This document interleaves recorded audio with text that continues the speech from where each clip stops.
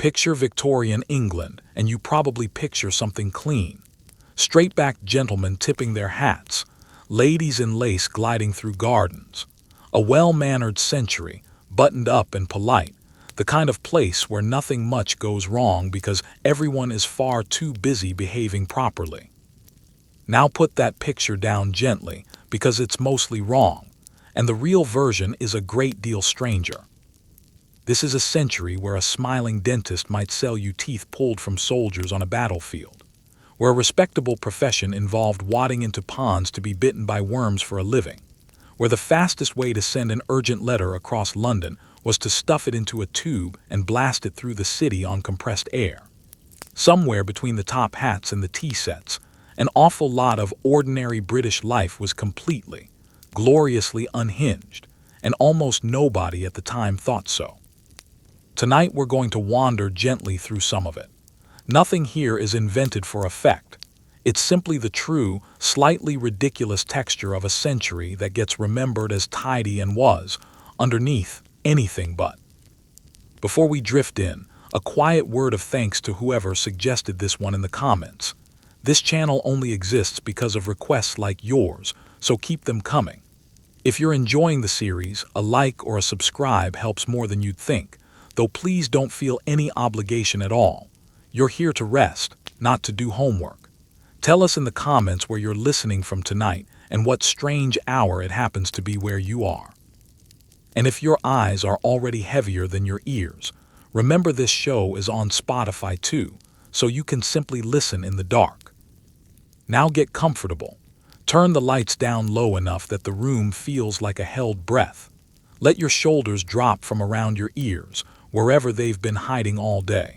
Tonight we step gently into a century that thought itself the height of civilization and never noticed how strange it truly was. A world built on polite denial. Here's the shape of the problem before we get into the specifics. Victorian Britain was, by its own account, the most advanced society the world had ever produced. Trains crossed the countryside at speeds no human body had ever traveled before. Cities glowed at night under gaslight. Factories hummed with machinery that seemed almost alive. And surrounding all of it was a thick, comfortable layer of manners, rules for how to speak, how to dress, how to grieve, how to greet a stranger, designed to suggest that everything under the surface was just as orderly as the surface itself. It wasn't. Underneath the manners sat a society improvising wildly, patching enormous problems, disease, poverty, death, boredom, with whatever half-mad, half-brilliant solution came to hand first. And because the manners were so convincing, a lot of that improvisation simply got absorbed into ordinary life and stopped seeming strange to anyone living through it. That's really the trick of this whole episode. Almost nothing you're about to hear was considered shocking in its own time. It was simply Tuesday, which, honestly, might be the most Victorian detail of all. The teeth that used to be someone else. Let's start at the mouth, because Victorian dentistry has one detail so strange people frequently assume it's an urban legend. It is not. For much of the century, dentures were often made using real human teeth, and a significant supply of those teeth came from the dead. Battlefields were an especially grim source. After a major engagement left tens of thousands of young, healthy men dead in a single day, scavengers moved through the field afterward, and one of the things they collected, alongside buttons, boots, and buckles, was teeth. Young soldiers tend to have good, strong teeth, which made them, in the coldest possible commercial sense, valuable. Those teeth were cleaned, sorted, fitted into carved bases, and sold to dentists across Britain and Europe, who fitted them into the mouths of the wealthy. For decades, the fashionable version of a battlefield anecdote was quite literally worn in someone's mouth at dinner, and the polite guests admiring a lovely smile had no idea, and likely would not have wanted to know, exactly where that smile had come from. Think about what that means for a moment. Somewhere in a London drawing room, a gentleman is charming a table with his beautiful teeth, and those teeth once belonged to a boy who never came home from a war. Nobody at that dinner is thinking about it. That's not a flaw in the story, that's the whole Victorian trick again. Take something genuinely disturbing, dress it in enough refinement, and it quietly becomes acceptable, then fashionable, then simply normal. It wasn't only battlefields, either. Grave robbing supplied teeth as well as bodies for medical schools, and the poor sometimes sold their own healthy teeth for cash while they were still alive, since a full set from a living donor was considered even more desirable than one taken from a corpse. A young person in genuine financial desperation might walk into a dentist's shop and walk out several teeth lighter and a little richer, the transaction handled as briskly as any other sale of goods. It took the invention of durable, realistic porcelain teeth, later in the century, to finally push the trade in human teeth out of fashion. Until then, a confident Victorian smile was one of the more literal examples of one person's tragedy becoming another person's vanity. The leech collectors. While we're still uncomfortably close to the human body, let's talk about an entire profession built around getting bitten by worms on purpose. Bloodletting with leeches was standard medical practice for much of the century, prescribed for headaches, fevers, inflammation, and a long list of ailments that had absolutely nothing to do with excess blood. Demand for medicinal leeches was so enormous, at points, that leeches became genuinely difficult to find in the wild, and someone had to go and get them. That someone was often a leech collector, and the job was exactly as unpleasant as it sounds. A collector, frequently a poor woman working in rural areas, would wade out into cold ponds and marshes, roll up her skirts and simply stand there bare-legged, letting leeches attach themselves to her skin. Once several had latched on and begun feeding, she'd wade out, pick them off, drop them into a container, and sell the lot to chemists and doctors who needed a fresh supply. It was steady, reliable work, in the sense that the demand never really stopped, and it paid better than a lot of other options open to poor rural women. It was also, by any modern measure, a fairly brutal way to make a living. Repeated blood loss, skin infections, and the sheer daily unpleasantness of being deliberately, professionally bitten. Some collectors eventually turned to using an animal's leg instead of their own, wadding it through the water on a rope, which tells you something about how quickly even they concluded there had to be a better way. Demand for leeches grew so intense at points in the century that some regions saw their wild leech populations collapse from overharvesting, which is a genuinely strange sentence to say out loud, and also completely true. An animal most people find faintly repulsive was, for a while, an actual traded commodity, shipped across the country in barrels and jars, treated with the same seriousness as any other important medical supply. So somewhere in the Victorian countryside, on an ordinary cold morning, a woman is standing quietly in a pond, letting worms attach themselves to her legs, because it's simply what her week looks like. Nobody thinks it's strange. It's just how the leeches get to London. The mail that traveled on air. Let's stay in London a little longer and look up, because underneath the streets something genuinely strange was happening to the post. By the middle of the century, London had grown so large, and its business so urgent, that ordinary mail delivery started to feel too slow for a city in a hurry. The solution the Victorians landed on was a network of pneumatic tubes, actual tubes, laid beneath the streets, through which small canisters of letters and telegrams were blasted from one office to another using compressed air. Picture it. A clerk in one part of the city writes an urgent message, seals it into a little cylindrical carrier, and drops it into a tube. Somewhere beneath his feet, air pressure shoves that carrier along a pipe at real speed, and minutes later it pops out at the receiving end, sometimes with enough force that the person on the other side has learned, through experience, to stand back a little. This wasn't a novelty stunt or a single eccentric shopkeeper's experiment. Pneumatic tube networks were built to connect post offices, telegraph stations, and eventually stock exchanges, because in the world of Victorian business, a message that arrived in minutes instead of hours could be worth real money. The system spread to other cities, too, and versions of it lasted, in some places, well into the following century, long after most people assume it belonged only to the age of steam and gaslight. There's something quietly wonderful about it. In a century remembered for horse-drawn carriages and candlelight, someone had already worked out that the fastest way to move information through a crowded city wasn't a faster horse. It was air itself, doing the pushing. The Victorians didn't wait for the internet to figure out that information wants to travel faster than people do. A country that measured your skull for a job interview. We touched briefly, in an earlier episode, on the strange science of reading a person's character from the bumps on their head. It's worth sitting with for a moment longer here, because of just how far it reached into ordinary life. Phrenology wasn't treated as a parlor trick. It was treated by a great many entirely serious people as legitimate science.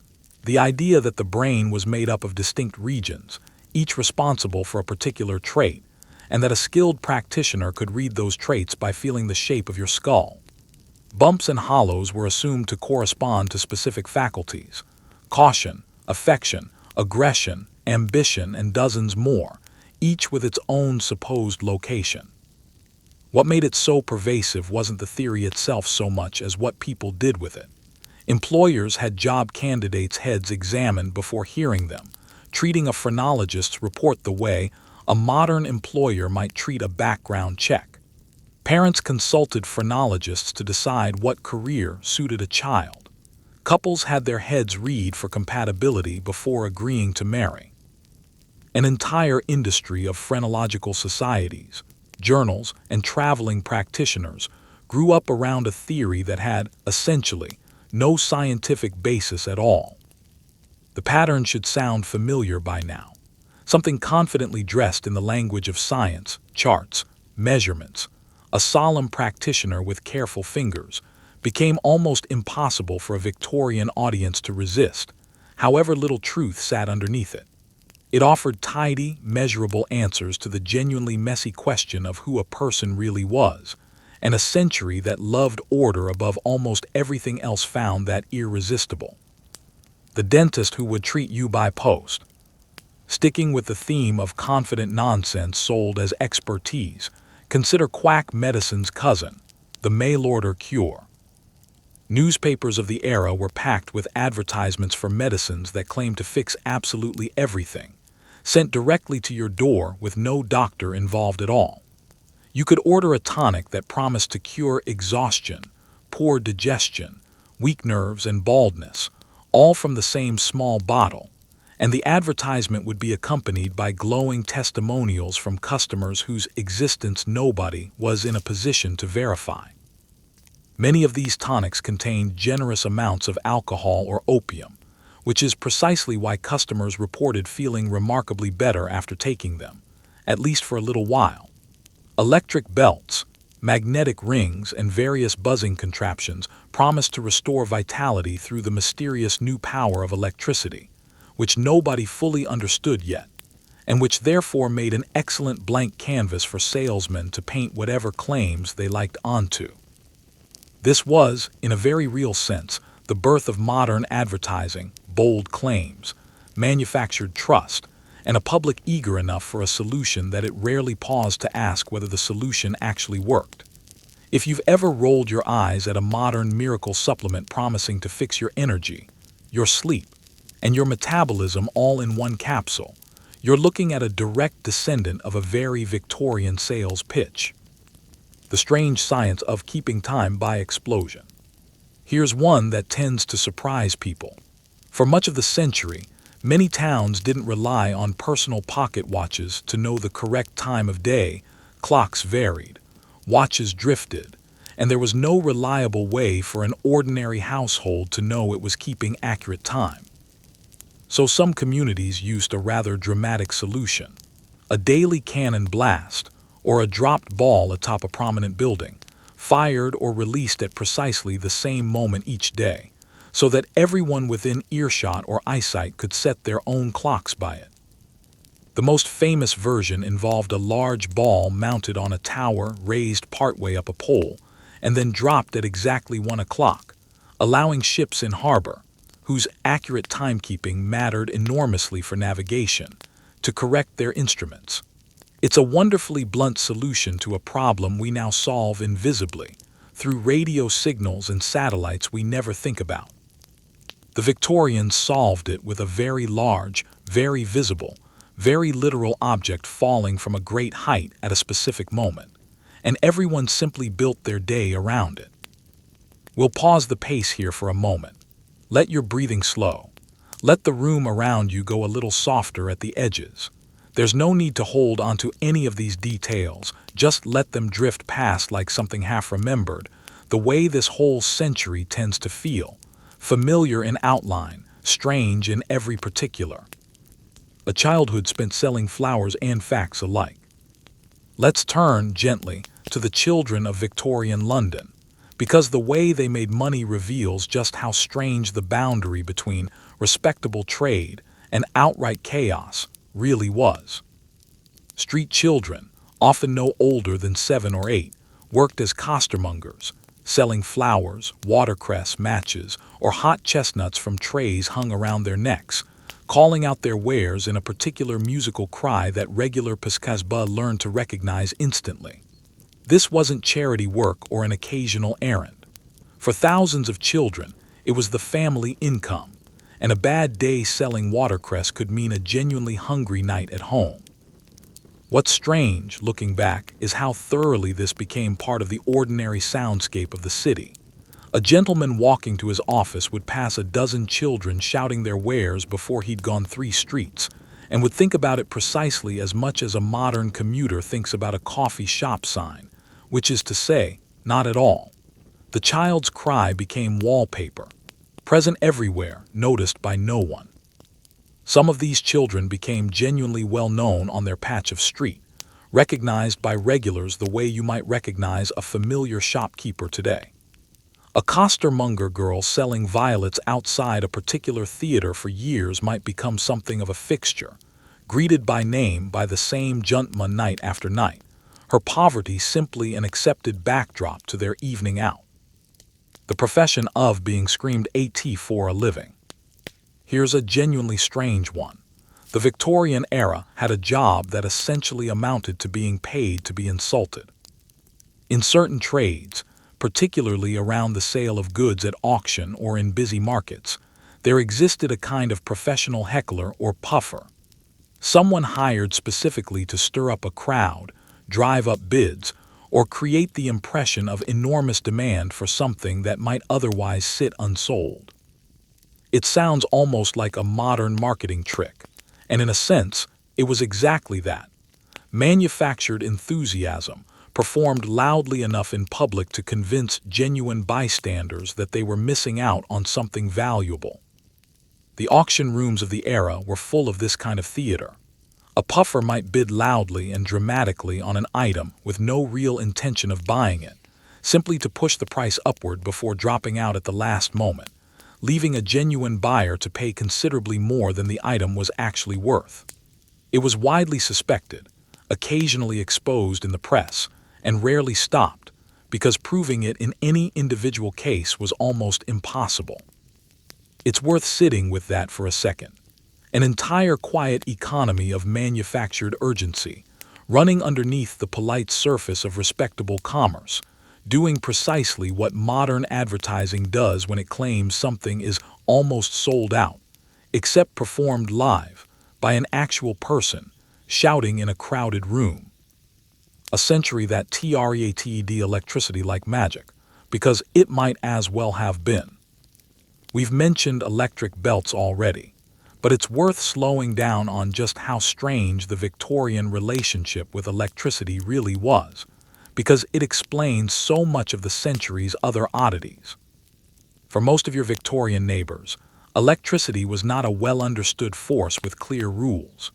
It was something closer to a newly discovered form of magic, invisible, powerful, associated vaguely with the very spark of life itself, and therefore capable of being sold as the explanation for almost anything. If a machine buzzed, hummed, or produced a small visible spark, it was assumed, by a great many otherwise sensible people, to be doing something profound to the human body. This meant that alongside legitimate, careful scientific experimentation, and there was a great deal of that too, real breakthroughs that would eventually reshape the modern world, there existed an entire shadow industry of electrical quackery.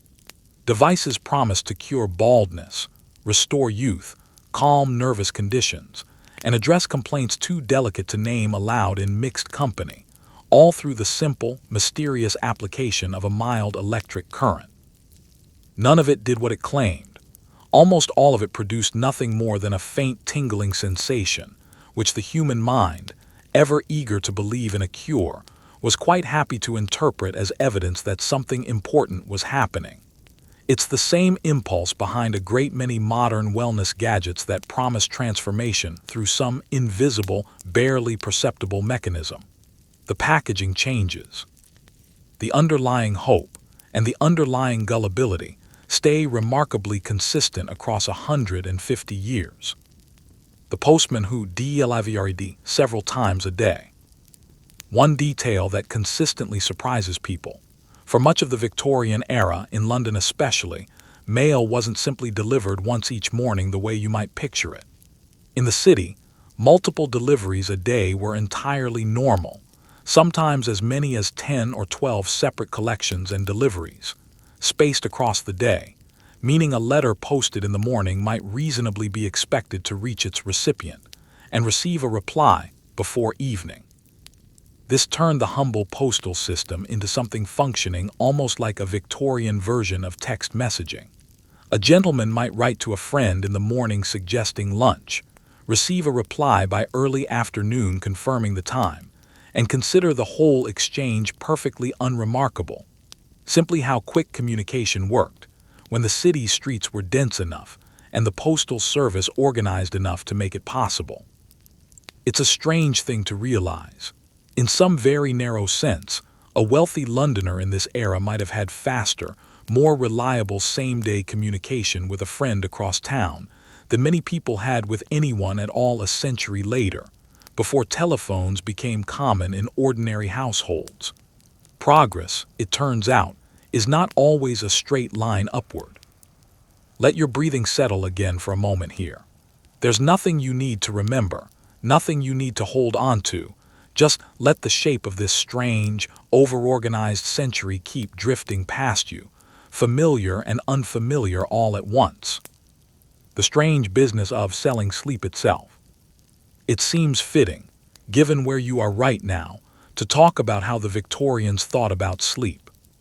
Because their relationship with it was every bit as strange as everything else we've covered tonight. In a century without reliable electric lighting for most of its length, night itself was a genuinely different experience than the one you know. Streets beyond the wealthiest neighborhoods were often poorly lit or not lit at all, meaning that once darkness fell, a great many ordinary activities simply stopped, and the boundary between awake and asleep was less rigid than you might assume. Historians have found evidence that some people in earlier centuries, and lingering into this one in rural areas, practiced what's sometimes called segmented sleep, waking naturally in the middle of the night for an hour or so of quiet activity, prayer, or conversation, before returning to a second stretch of sleep until morning. This wasn't considered insomnia. It was simply how a long, dark night was often spent, before artificial light stretched the useful hours of the evening later and later, and compressed sleep into the single unbroken block that feels normal to you now. The very shape of a full night's sleep, that you take for granted, is in part a side effect of gas lighting and then electric lighting pushing bedtime later while keeping the necessary hour of waking the same. There's something oddly comforting in that, actually. If you've ever woken in the deep quiet of the night and felt a flicker of worry about it, take some comfort in knowing that a fair number of your ancestors would have found that entirely unremarkable, simply the natural rhythm of a long, dark night, no different from breathing. A country that took its umbrellas very seriously, and then very suspiciously. Here's a small, charming one. When umbrellas first became genuinely popular among ordinary Englishmen, they were treated with real social suspicion. For a long stretch, carrying an umbrella was associated primarily with women, or seen as a slightly effeminate affectation for a man, on the reasoning that a proper gentleman should simply tolerate the rain rather than shelter from it like someone delicate.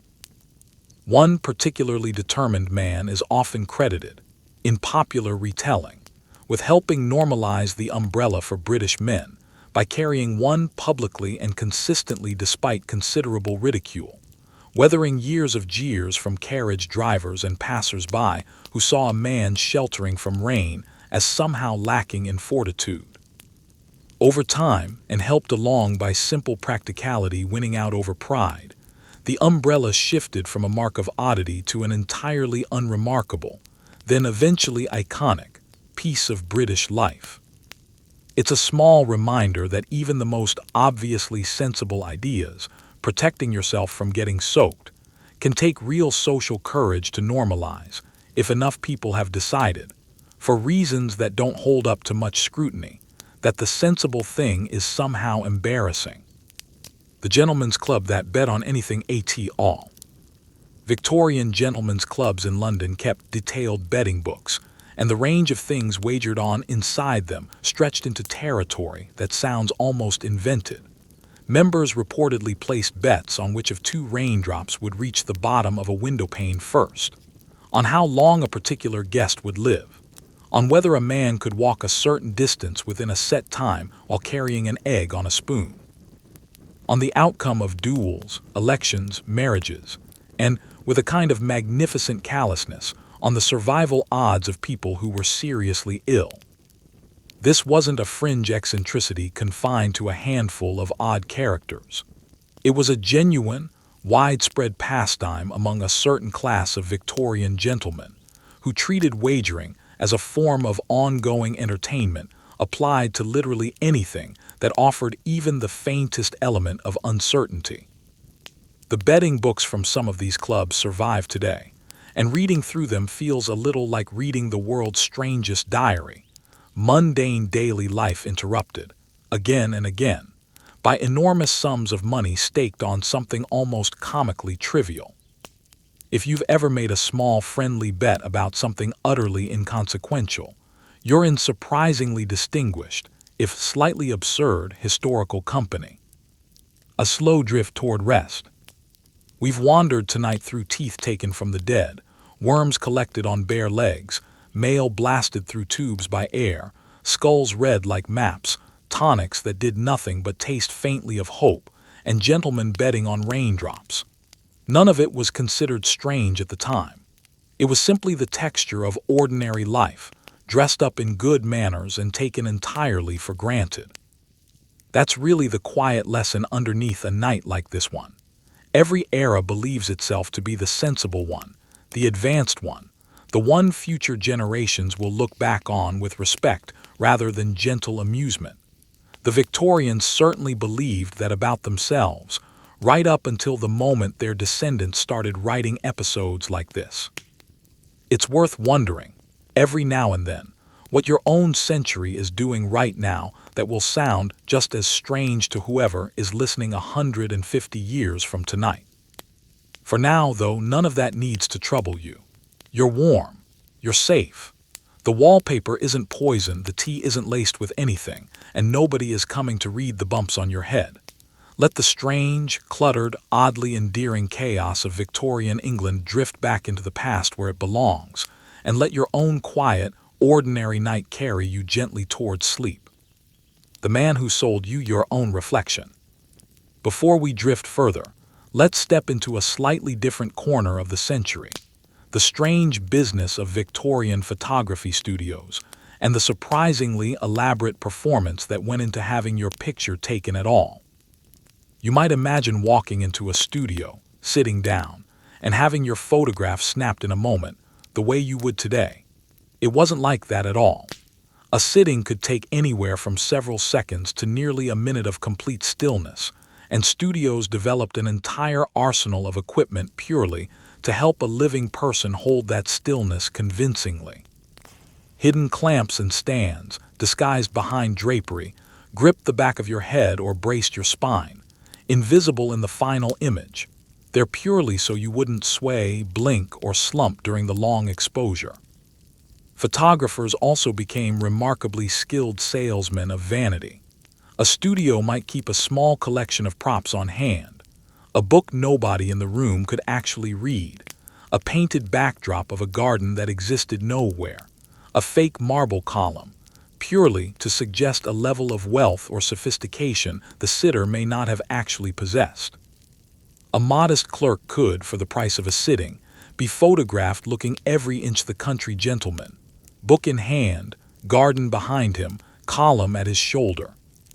And the resulting portrait would be treated by his family for generations as more or less literal truth. There's something quietly familiar in that if you think about it. Long before filters and careful angles and curated feeds, people were already paying good money to be photographed as a slightly better, slightly wealthier, slightly more impressive version of themselves. The tools have changed enormously. The impulse hasn't changed even a little. A city that argued constantly about its own air. We touched, in an earlier episode, on the truly catastrophic state of London's river. It's worth pausing on the air above the city too, because it tells its own strange story. Coal fires heated nearly every home and powered nearly every factory, and the result, especially in winter, was a thick yellow-black fog that could settle over the city for days at a time, sometimes thick enough that a person could lose sight of their own outstretched hand. These fogs earned their own nickname among Londoners, a play on the color of split pea soup, and they became so routine that people simply built their lives around them, the way you might build your life around expected winter snow.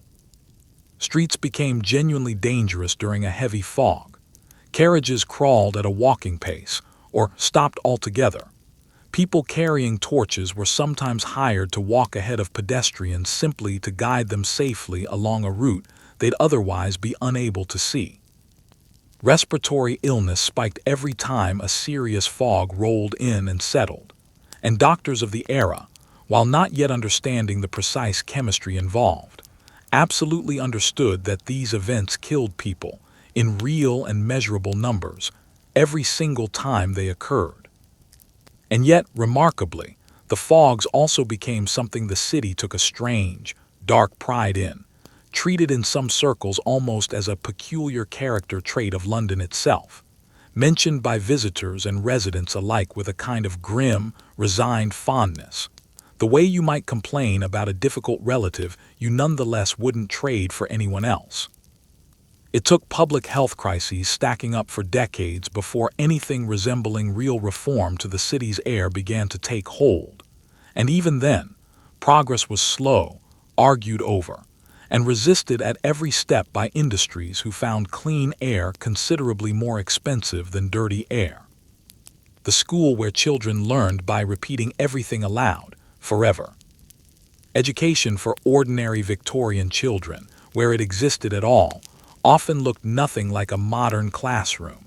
In many working-class schools, a single teacher might be responsible for enormous numbers of children at once, sometimes so many that direct instruction for each child individually was simply impossible.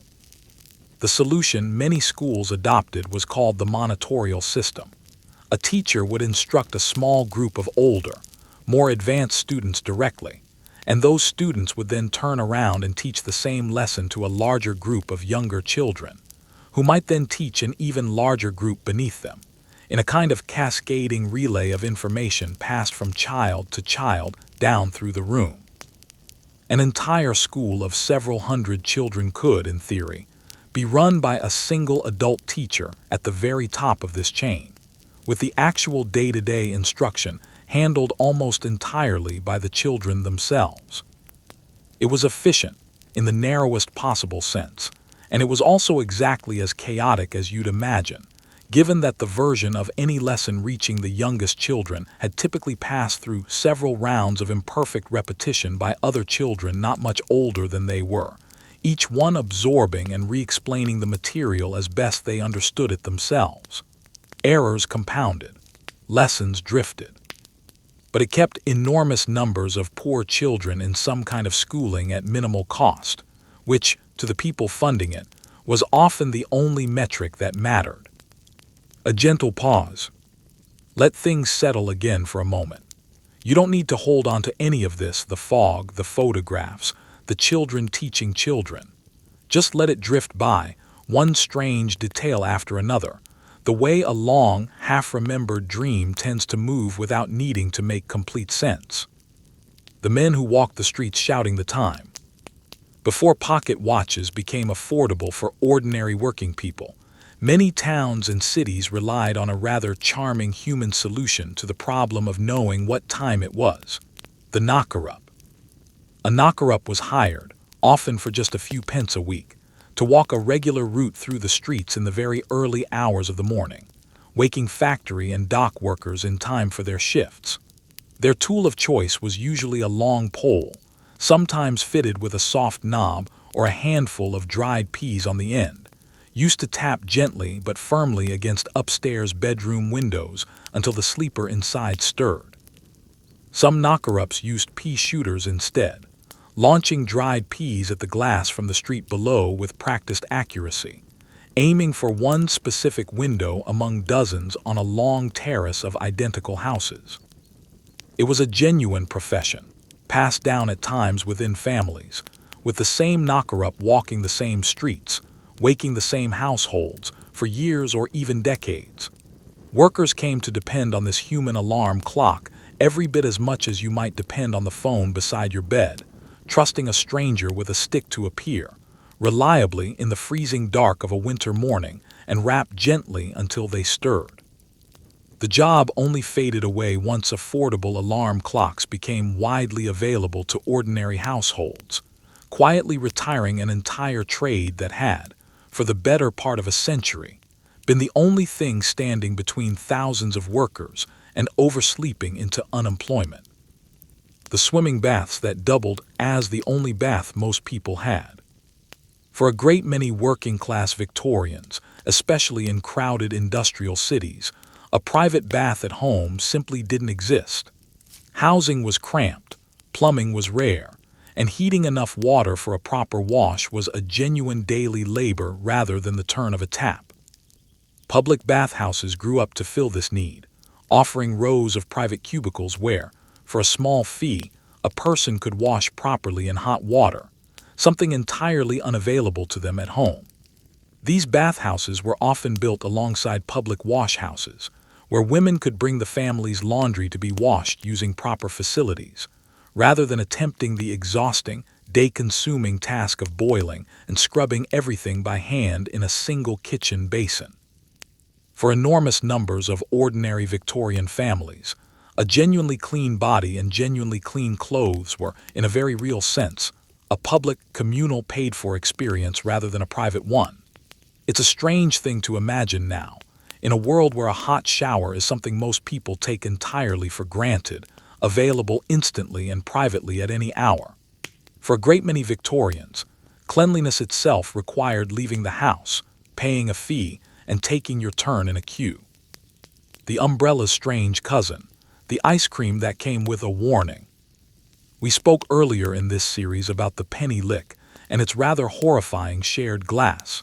It's worth adding one more strange detail here.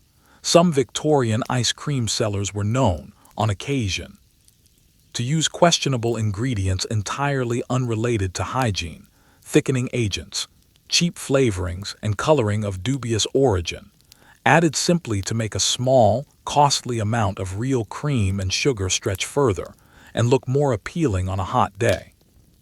Investigations into the safety of London's food supply, conducted by concerned doctors and journalists later in the century, occasionally turned up ice cream samples containing traces of substances that had no business being anywhere near food at all. Remnants of the same casual adulteration that touched bread, milk, tea, and sweets throughout the era.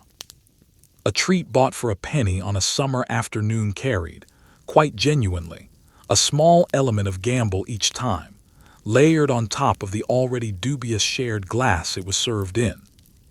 the strange popularity of walking very long distances for sport. Here's an oddly wholesome one to end this stretch on. Competitive long-distance walking, known at the time as pedestrianism, was one of the most popular spectator sports of the Victorian era, drawing enormous crowds and serious prize money to watch competitors walk staggering distances, sometimes hundreds of miles, over the course of several days with barely any rest. Some of the most famous pedestrian competitors became genuine national celebrities, followed in the newspapers with the same intensity given to boxing champions, their times and distances tracked obsessively by enthusiastic crowds who gathered in the thousands to watch. Essentially, people walk in circles for days at a stretch. Wagering on the outcomes was enormous. Arenas were built specifically to host these events, and competitors pushed their bodies to genuinely dangerous extremes of sleep deprivation and physical exhaustion, all in pursuit of prize money and public glory, for an achievement that amounted, in the end, to simply walking further than anyone else. It's a gentle reminder that the Victorian appetite for spectacle didn't only run toward the macabre. Sometimes it ran toward something as plain and human as watching an ordinary person do an ordinary thing for an extraordinarily long time, and finding that somehow thrilling enough to fill an arena. Let your eyes rest again for a moment. The knocker-up is tapping gently somewhere down a long, quiet street. The bathhouse is warm and full of steam. Somewhere, a crowd is cheering for a man who has been walking for 3 straight days. None of it needs to make complete sense right now. Just let it settle. The insurance men who bet on your death for a living. Life insurance existed in Victorian Britain, but it operated in a landscape with far fewer rules than you might expect, and one particular corner of the industry became genuinely notorious: burial clubs. These clubs allowed poor families to pay small weekly sums, insuring a person, often a child, against the cost of their own funeral, since a pauper's burial was considered a source of deep shame, and a proper funeral, however modest, mattered enormously to families with almost nothing else to their name. In principle, it was a sensible, even compassionate idea, letting the poorest families save gradually toward a dignified send-off, rather than facing a sudden, unaffordable expense at the worst possible moment. In practice, the system created a deeply uncomfortable incentive, and a small number of documented, sensational court cases involved parents accused of harming a child specifically to collect a burial club payout. These cases were relatively rare, but they were reported with enormous, breathless attention by Victorian newspapers, and they fed a genuine public anxiety about the burial club system as a whole, prompting government inquiries into whether the clubs ought to be regulated or banned outright. Most families using burial clubs were doing exactly what they appeared to be doing: quietly, carefully saving toward the dignity of a proper funeral in a century where death visited working-class households with brutal, exhausting frequency. But the shadow cast by a handful of horrifying exceptions was long enough that the whole system became tangled up, in the public imagination, with genuine dread. One more example of a Victorian institution that was mostly mundane, dressed up by a few genuinely dark exceptions into something the newspapers couldn't resist. The fashion for Puritan were ill. Here's a strange little social wrinkle. For a portion of Victorian high society, appearing delicate, fragile, or faintly unwell was considered rather fashionable, particularly among young women. A pale complexion, a slight frailness, a tendency to need rest and quiet, these were read, in certain circles, as markers of refinement and sensitivity, in sharp contrast to the robust, sunburned health associated with outdoor labor. Some young women, quite consciously, cultivated the appearance of fragility, avoiding activity, exposure to sun, and hearty appetites, specifically because looking a little unwell was, in a strange inversion of modern instinct, considered rather attractive and ladylike. This wasn't universal, and plenty of Victorian women were robustly, cheerfully active. But the fashionable ideal in certain wealthy circles genuinely did lean toward performed delicacy, layered on top of the corsets, the pale powders, and the belladonna drops we've discussed elsewhere in this series.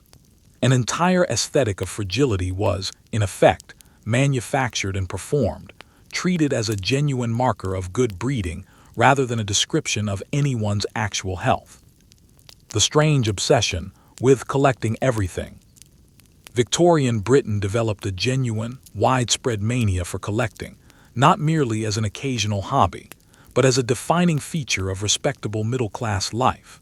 Shells, butterflies, pressed flowers, birds' eggs, minerals, stamps, and countless other categories of small natural or manufactured objects were gathered, catalogued, labeled, and displayed with an intensity that bordered on the religious. Entire households organized themselves around a collection. Cabinets were custom-built to display it properly. Guests were invited specifically to admire it.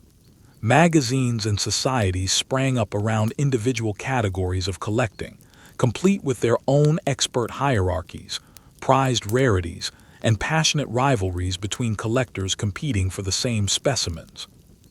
Bird egg collecting, in particular, grew so intensely popular that some rare species suffered real, measurable harm from over-enthusiastic collectors raiding nests across the countryside, not entirely unlike the fern-collecting mania we explored in an earlier episode. The impulse behind all of it seems to have been remarkably consistent. A fast-changing, industrializing world, and a middle class eager to impose some sense of order, expertise, and control over at least one small corner of it, one carefully labeled specimen at a time. The London that never quite stopped moving. By the later decades of the century, London had grown into one of the largest, busiest cities the world had ever seen, and getting around it required an entire ecosystem of transport options that changed dramatically within a single lifetime. A person born into a world of horse-drawn omnibuses might, by old age, be riding an underground railway running on steam-powered trains through tunnels beneath the city, something that would have sounded like pure fantasy to their younger self. The world's first underground railway opened in London partway through the century, and early travelers experienced something genuinely strange by the standards of anything that had come before. Enclosed carriages, gaslit tunnels, and thick, sooty smoke from steam engines with nowhere to properly disperse, filling the tunnels with smog that passengers simply learned to tolerate as the price of getting across the city quickly. Complaints about the smoky, sulfurous air below ground were common, and yet ridership grew steadily anyway, because the alternative, fighting through crowded surface traffic in a horse-drawn cab, was often worse.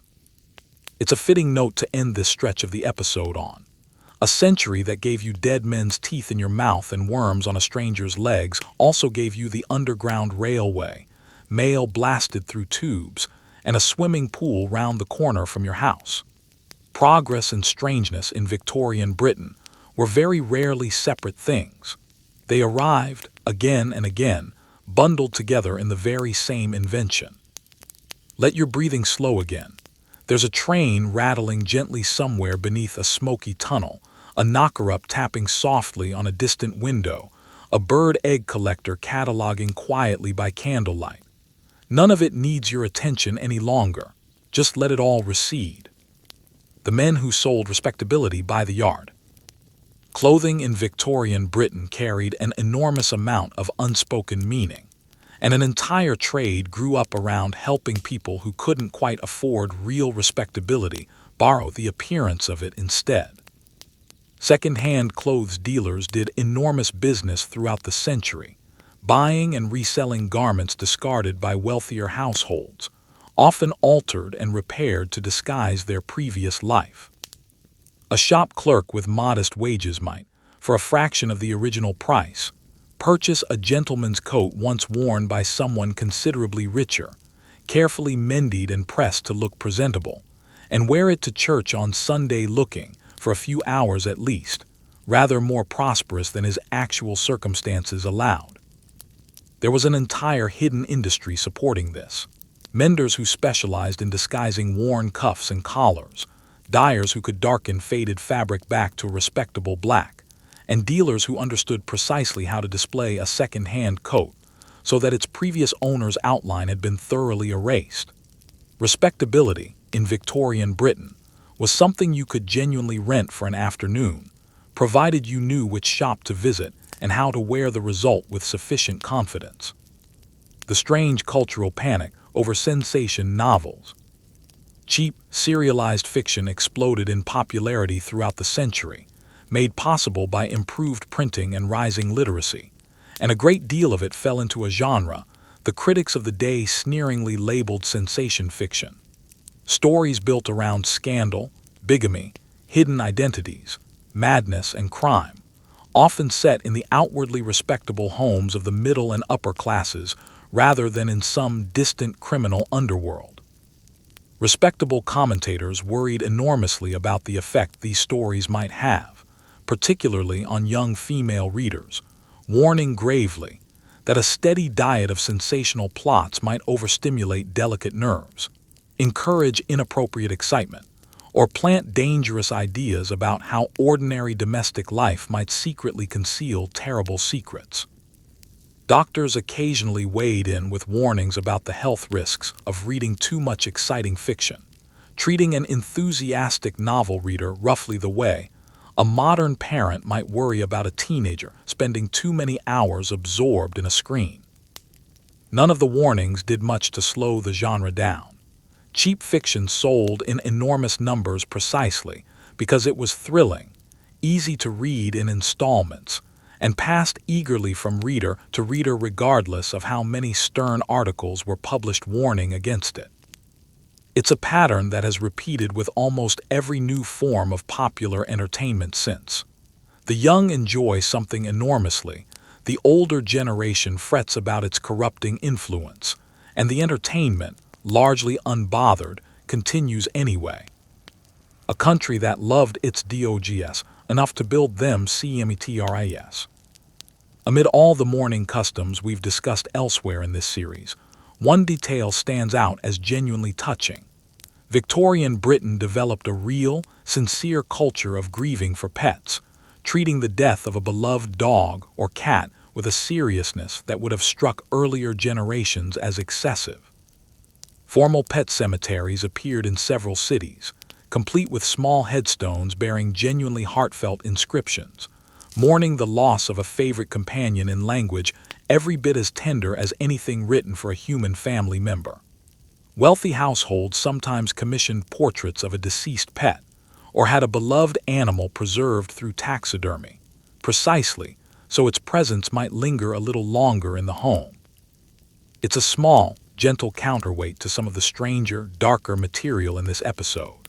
A century capable of genuinely bizarre excess was also capable of real, uncomplicated tenderness, mourning a small creature's death with the same sincerity it brought to mourning almost everything else.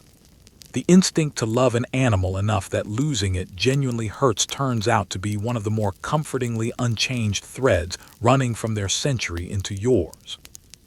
Let things go quiet again for a moment. A small stone marker sits beneath a tree somewhere, worn soft by more than a century of rain, still faintly readable, still marking a life that mattered enormously to somebody once. The Strange World of Victorian Parlour GAMES. An ordinary Victorian evening at home, once the lamps were lit and the family gathered in the parlor, often revolved around games that sound, by modern standards, somewhere between charmingly odd and faintly unsettling.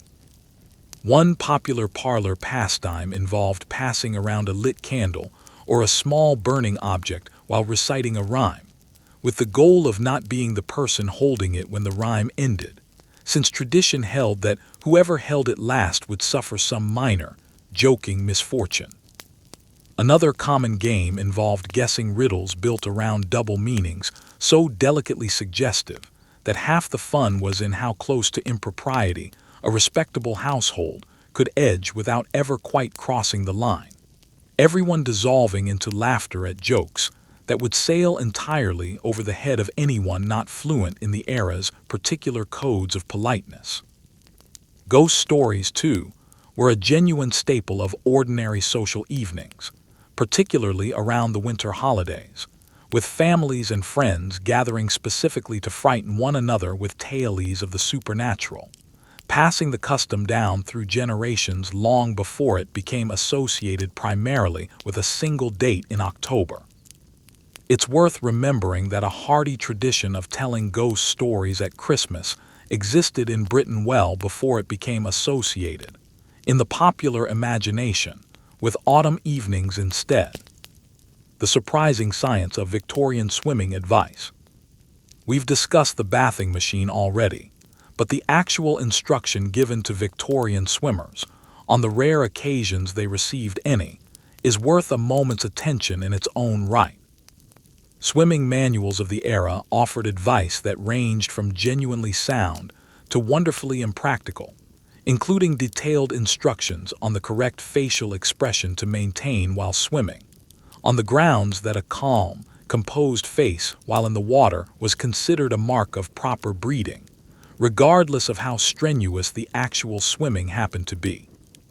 Some manuals recommended elaborate breathing exercises to be practiced on dry land for weeks before ever entering open water, treating swimming as something requiring careful theoretical preparation before any practical attempt, in much the same overthought spirit that governed so much else about Victorian daily life. The actual skill of swimming was, for a great many respectable Victorians, something learned rather late in life if at all, since so many social rules discouraged easy, casual access to open water in the first place.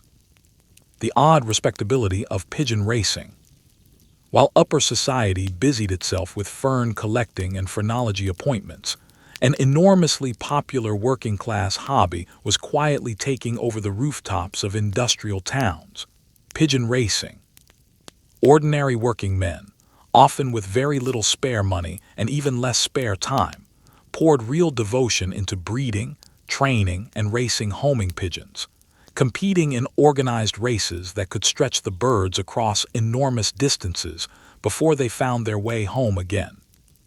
Pigeon lofts became a genuine point of pride perched above cramped terraced housing, and pigeon fanciers' clubs provided a rare social outlet and a rare sense of genuine expertise and achievement for men whose working lives offered very little of either. It's easy to focus on the strange excesses of wealthy Victorian society, since they tend to produce the most dramatic anecdotes, but it's worth remembering that most people living through this century weren't attending seances or reading skulls at all. They were coming home exhausted from long factory shifts, climbing up to a rooftop loft, and finding a quiet, genuine satisfaction in something small, patient, and entirely their own. Let your thoughts settle into that quieter register for a moment. A pigeon loft on a rooftop, a ghost story told by candlelight, a swimming manual nobody quite followed to the letter. Ordinary lives tucked in beside the stranger ones. The houses that taxed you for letting in daylight. Here is a piece of Victorian life so strange that people frequently assume it must be exaggerated, and it is not. For much of the century, and stretching back into the one before it, Britain operated a tax that charged homeowners according to how many windows their house possessed. The more windows you had, the more you paid, and the practical result of this was as simple as it was absurd. All across the country, people bricked up their own windows, permanently, rather than pay the tax on them. Walk through certain old towns even now, and you can still spot the ghost of this policy on the sides of genuinely old buildings, where a window-shaped outline sits bricked over in slightly different colored stone or brick, a scar left behind by a household deciding that natural light simply wasn't worth the money.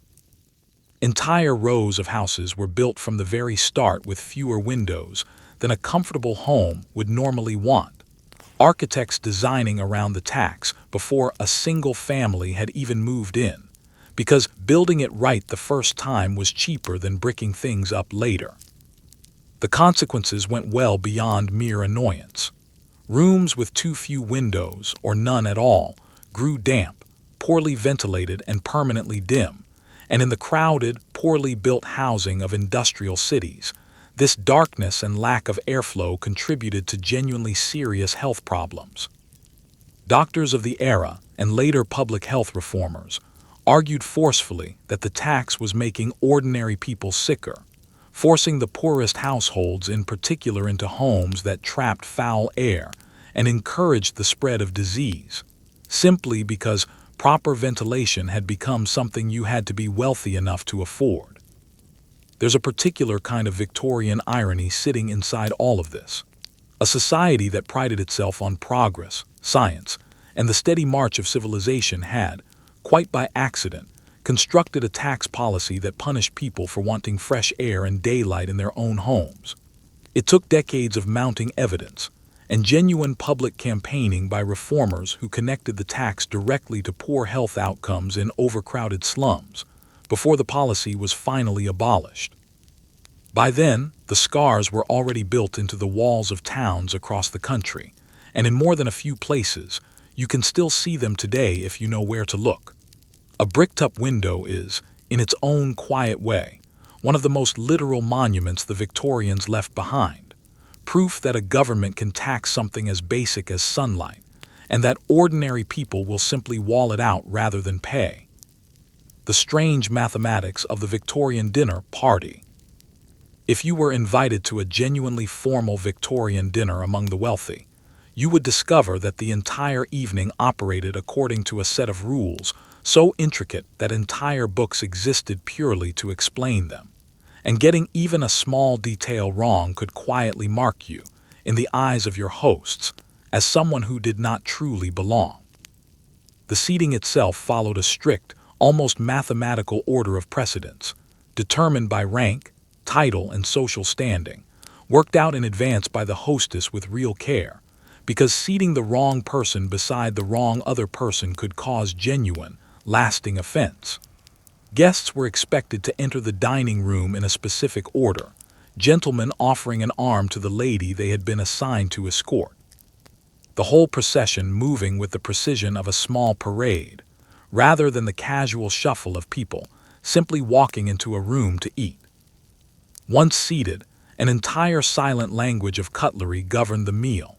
Multiple courses arrived in careful sequence, each with its own designated fork, knife, or spoon, and a guest was expected to know, without being told, which utensil belonged to which course, working from the outside in as the meal progressed.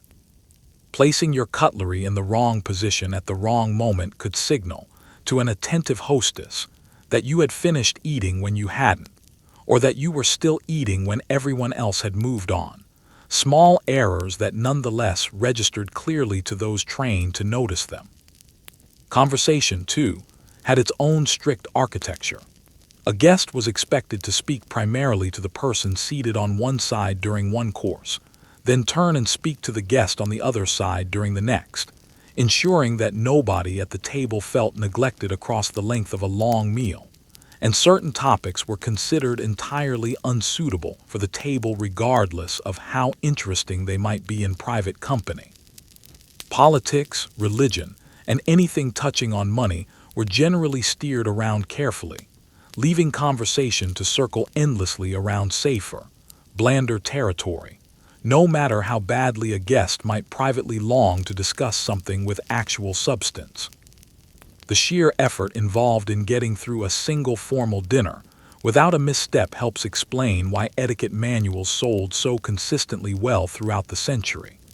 An aspiring middle-class family, eager to be seen as genuinely respectable, might study these guides with real, anxious diligence, terrified of the quiet social damage a single wrong fork could cause.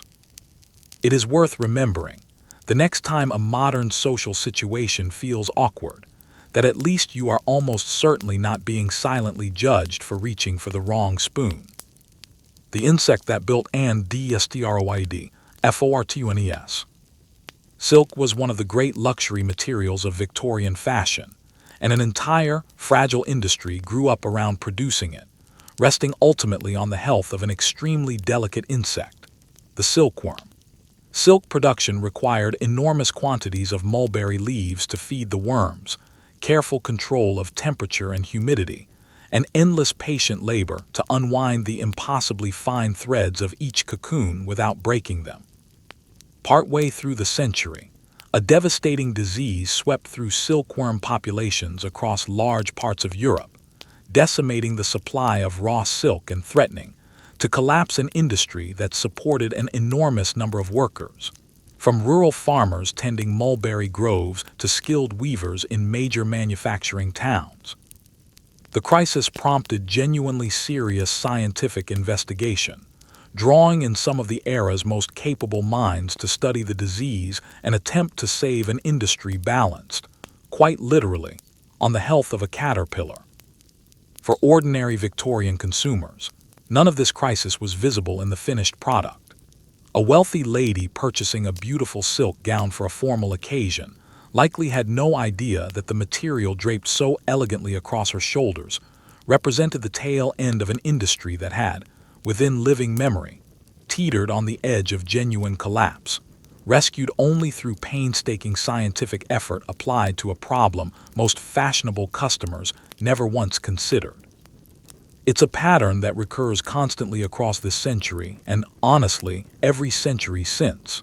The finished, polished product sitting entirely disconnected, in the mind of the person enjoying it, from the fragile, complicated, occasionally desperate process that produced it. The strange career of the professional mourner. We've spent time already on the elaborate rules of Victorian mourning dress, but it's worth pausing on one particularly theatrical detail: the mute.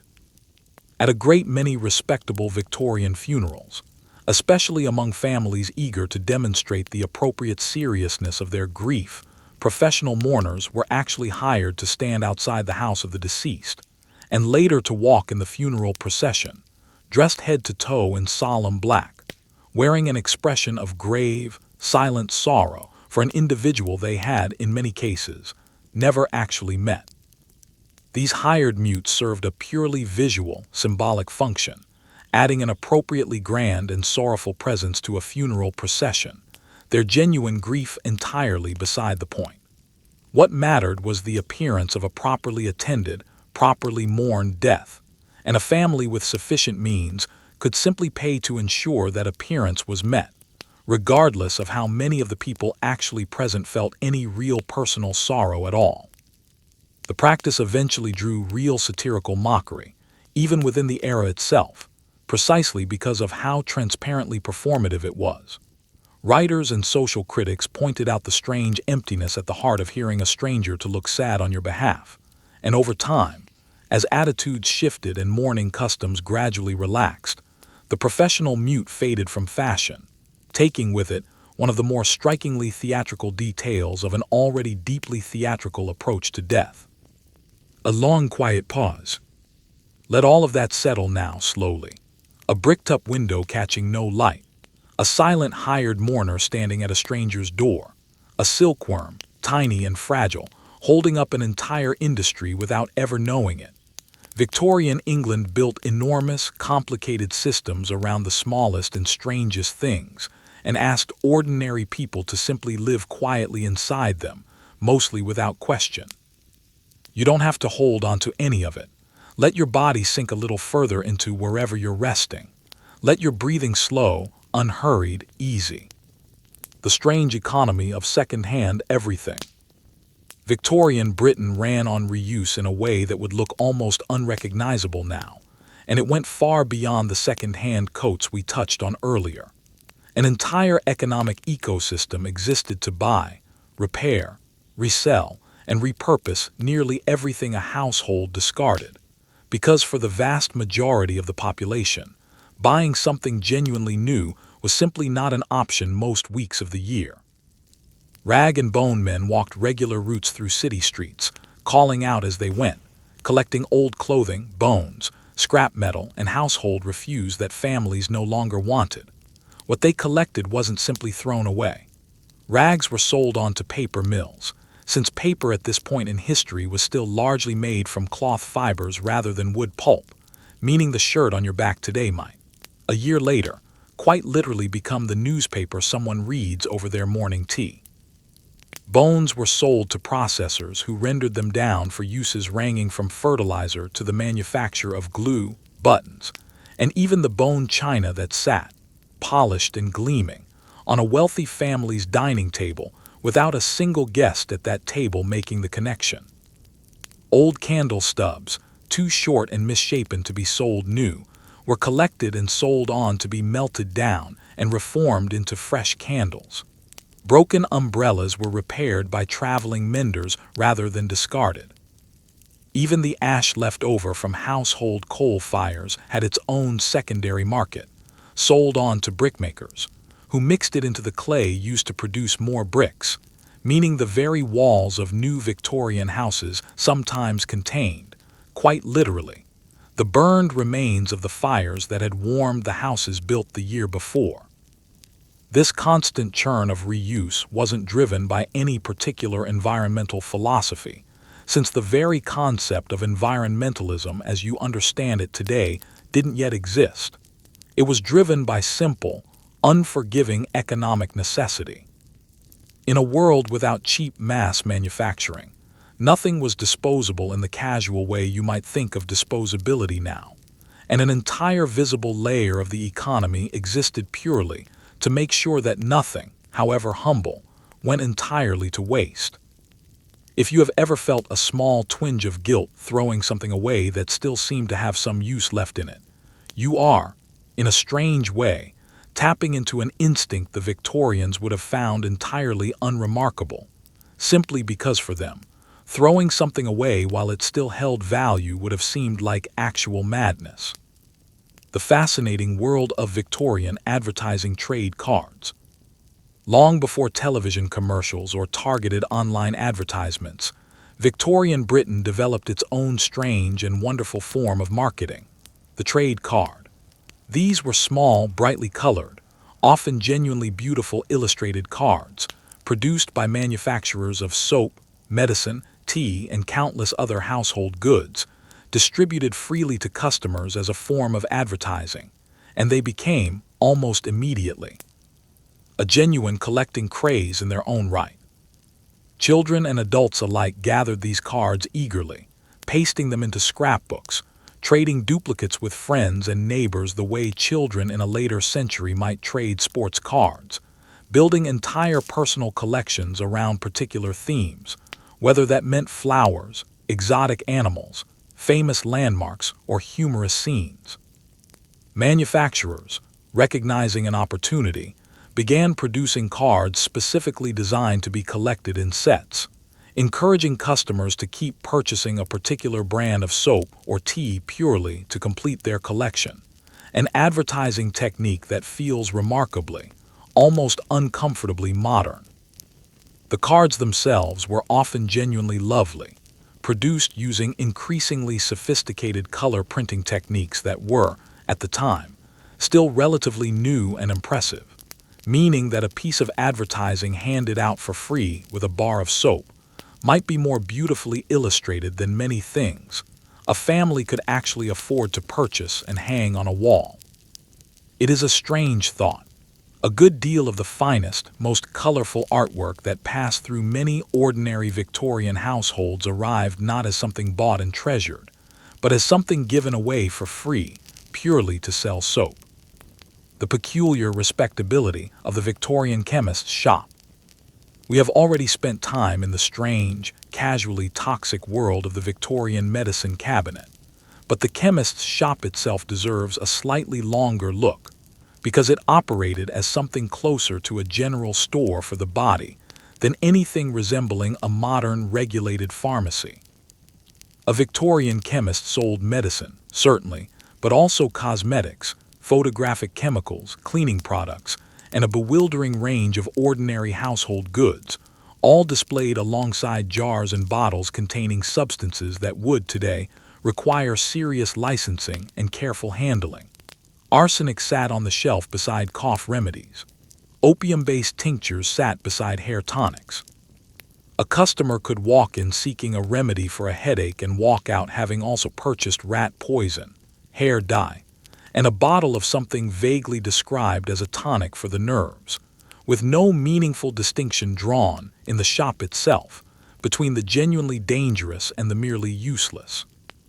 Chemists themselves occupied an interesting social position, respected as men of some scientific standing, trusted by ordinary families the way a doctor might be trusted, despite frequently having no formal medical training at all beyond an apprenticeship in mixing and dispensing. A trusted local chemist might, quite sincerely and with the very best of intentions, recommend a remedy that did genuine harm, simply because the scientific understanding needed to know better had not yet caught up with the confidence with which these remedies were sold and consumed. Only gradually, across the second half of the century, did serious regulation begin to catch up with the chemist's shop, requiring poisons to be clearly labeled, sales of certain substances to be recorded in a register, and a slowly professionalizing class of pharmacists to emerge from what had, for a long stretch of the era, been a largely unregulated trade in substances that ranged from genuinely helpful to quietly, unknowingly lethal. The strange status of the Victorian umbrella mender, the knife grinder, and the traveling tinker. Beyond the more famous street trades we've already covered, Victorian streets were filled with a whole army of traveling craftsmen, each with a distinctive call, each offering a very specific, narrow service that kept ordinary households functioning without needing to purchase anything new. The knife grinder pushed a wheeled grindstone from street to street, sharpening kitchen knives, scissors, and garden tools for a small fee, sparks flying as he worked, a small crowd of curious children often gathering to watch. The tinker repaired broken pots, pans, and kettles, patching holes in metal cookware that a modern household would simply replace without a second thought, extending the working life of household items by years through careful, patient repair work performed right there on the doorstep. The umbrella mender, similarly, made a modest living purely from fixing broken ribs and torn fabric on umbrellas that a household would otherwise have thrown away. Each of these trades depended entirely on a simple economic reality. Buying something new was expensive, and repairing something old was cheap, and an enormous, largely invisible workforce of traveling craftsmen existed purely to bridge that gap, one household at a time, one broken item at a time. It is worth remembering, the next time you consider simply replacing something rather than repairing it, that an entire Victorian economy would have found that decision almost bafflingly wasteful. As CTTLNG back down, let all of this drift past gently now. A rag and bone man calling out down a quiet street, a trade card, bright and beautiful, tucked carefully into a child's scrapbook, a knife grinder's wheel throwing small sparks into the evening air. Nothing here needs your attention any longer. Just let your body settle a little further, let your breathing slow a little further, and let the century keep turning quietly on without you. The strange politeness of the Victorian calling card.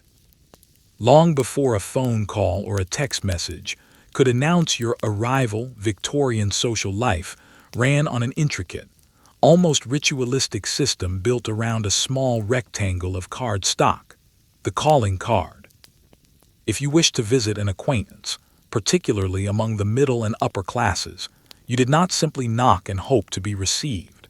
You presented your card to the household servant at the door, and what happened next depended entirely on a set of unspoken rules so detailed that etiquette manuals devoted entire chapters to explaining them.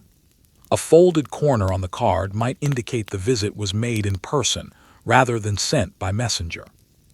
A card left without asking to be received at all could serve as a polite way of acknowledging a family's recent loss or celebrating a recent happy event without requiring an actual awkward conversation. The lady of the house, meanwhile, maintained her own careful system for managing the cards she received, often displayed in a special tray or card receiver in the front hall, arranged so that the most socially prominent visitors' cards sat prominently on top, quietly signaling to any other visitor exactly which important families had recently called. Returning a call within the correct window of time and in the correct manner was essential to maintaining a friendship or business relationship, and failing to do so, or worse, failing to return a call at all, could be read as a deliberate, cutting social snub, delivered without a single word ever needing to be spoken aloud. An entire hidden language existed inside something as simple as a small printed card and the timing of its delivery, and a Victorian family entirely fluent in these unspoken rules could read enormous social meaning into details a modern visitor would walk straight past without a second glance. The odd science of the Victorian weather forecast. Weather forecasting, as an organized public service, was still remarkably new during this era, and its early years were considerably stranger and more contested than you might expect. One of the era's most notable meteorologists, a naval officer with a serious scientific reputation, pioneered some of the first published weather forecasts in British newspapers, attempting to predict storms and warn sailors of dangerous conditions using careful observation and emerging scientific method. The response from much of the scientific establishment was, remarkably, deep skepticism. Many respected scientists of the era considered the very idea of forecasting the weather to be presumptuous nonsense, arguing that the atmosphere was far too chaotic and unpredictable for any human observer to reliably anticipate its behavior more than a few hours in advance. Public forecasts were mocked in the press when they proved wrong, which, given the genuinely primitive state of meteorological science at the time, happened with real regularity. The personal toll on the man most associated with these early forecasts was severe, as sustained public ridicule combined with the genuine scientific uncertainty of the work weighed heavily on him. It took decades of steady improvement in observation, communication technology, and scientific understanding before weather forecasting gained the basic public trust it enjoys today. And it is worth remembering, the next time a modern forecast turns out wrong, that the entire practice was once considered by serious scientific minds to be something bordering on foolish overreach. The strange trade in Victorian hair, beyond mourning jewelry. We have already discussed the deeply Victorian practice of mourning jewelry woven from a dead loved one's hair, but the broader Victorian hair trade extended considerably further, into territory that had nothing to do with grief at all. Human hair was a genuinely valuable commodity throughout the century, harvested and sold to be woven into wigs, hairpieces, and the elaborate false additions that fashionable Victorian hairstyles increasingly required as styles grew more voluminous and complex. Much of this hair was purchased from poor women, particularly in rural areas across Europe, who sold their own long hair for cash in moments of genuine financial need, in transactions not entirely unlike the sale of teeth we discussed earlier in this episode. Traveling hair merchants moved through poorer regions specifically seeking women willing to sell their hair, and the trade was substantial enough to support processing workshops that sorted, cleaned, and prepared hair by color and length, before shipping it onward to fashionable hairdressers in wealthy cities, who wove it seamlessly into the elaborate styles of women who, in many cases, had no idea that the volume framing their face had begun its life on the head of a stranger enduring real financial hardship. It is a quiet, uncomfortable thread running underneath a great deal of Victorian fashion, genuine glamour, worn by the wealthy, resting invisibly on small, largely unrecorded transactions made by the poor, simply to get by another week. A slow descent toward rest. Let the calling cards settle back into their tray. Let the weather forecaster's worried face soften into quiet. Let the hair merchant's cart roll on down some distant, half-imagined road, and let all of it fade slowly into the background, the way the details of a long day eventually fade once your head finally meets the pillow. The strange double life of the Victorian greenhouse. Glasshouses and conservatories became a genuine architectural craze among the wealthy during this century, made possible by advances in glass manufacturing and ironwork that suddenly allowed enormous, light-filled structures to be built at a scale that would have been unthinkable a few decades earlier. Grand glasshouses sprang up on country estates, in public parks, and eventually as smaller, domestic conservatories attached to the homes of the merely comfortable rather than the truly wealthy, each one a small, humid pocket of engineered climate sitting improbably in the middle of otherwise ordinary British weather.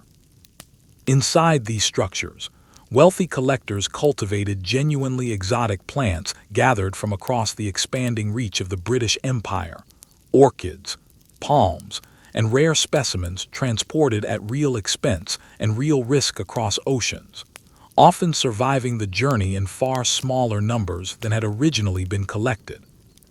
Orchid hunting in particular became a genuinely dangerous, competitive profession in its own right, with collectors sent to remote, difficult, sometimes genuinely perilous corners of the world, specifically to track down rare specimens that could then be sold at extraordinary prices to wealthy British collectors desperate to own something no other greenhouse in the country possessed. The greenhouse itself became a status symbol every bit as potent as a fine carriage or a grand staircase, a way of demonstrating, through carefully maintained tropical humidity in the middle of a cold British winter, that a family possessed both the wealth and the scientific sophistication to bend nature itself to their will. Hosting guests for tea inside a conservatory, surrounded by plants gathered from the other side of the world, was a quiet, understated way of announcing exactly how far a family's reach and resources genuinely extended. The strange profession of the Victorian rat catcher. Rats were a genuine, constant problem in Victorian cities, thriving in the crowded, poorly maintained housing, open sewers, and food waste of rapidly growing urban centers, and an entire respected trade grew up around controlling them.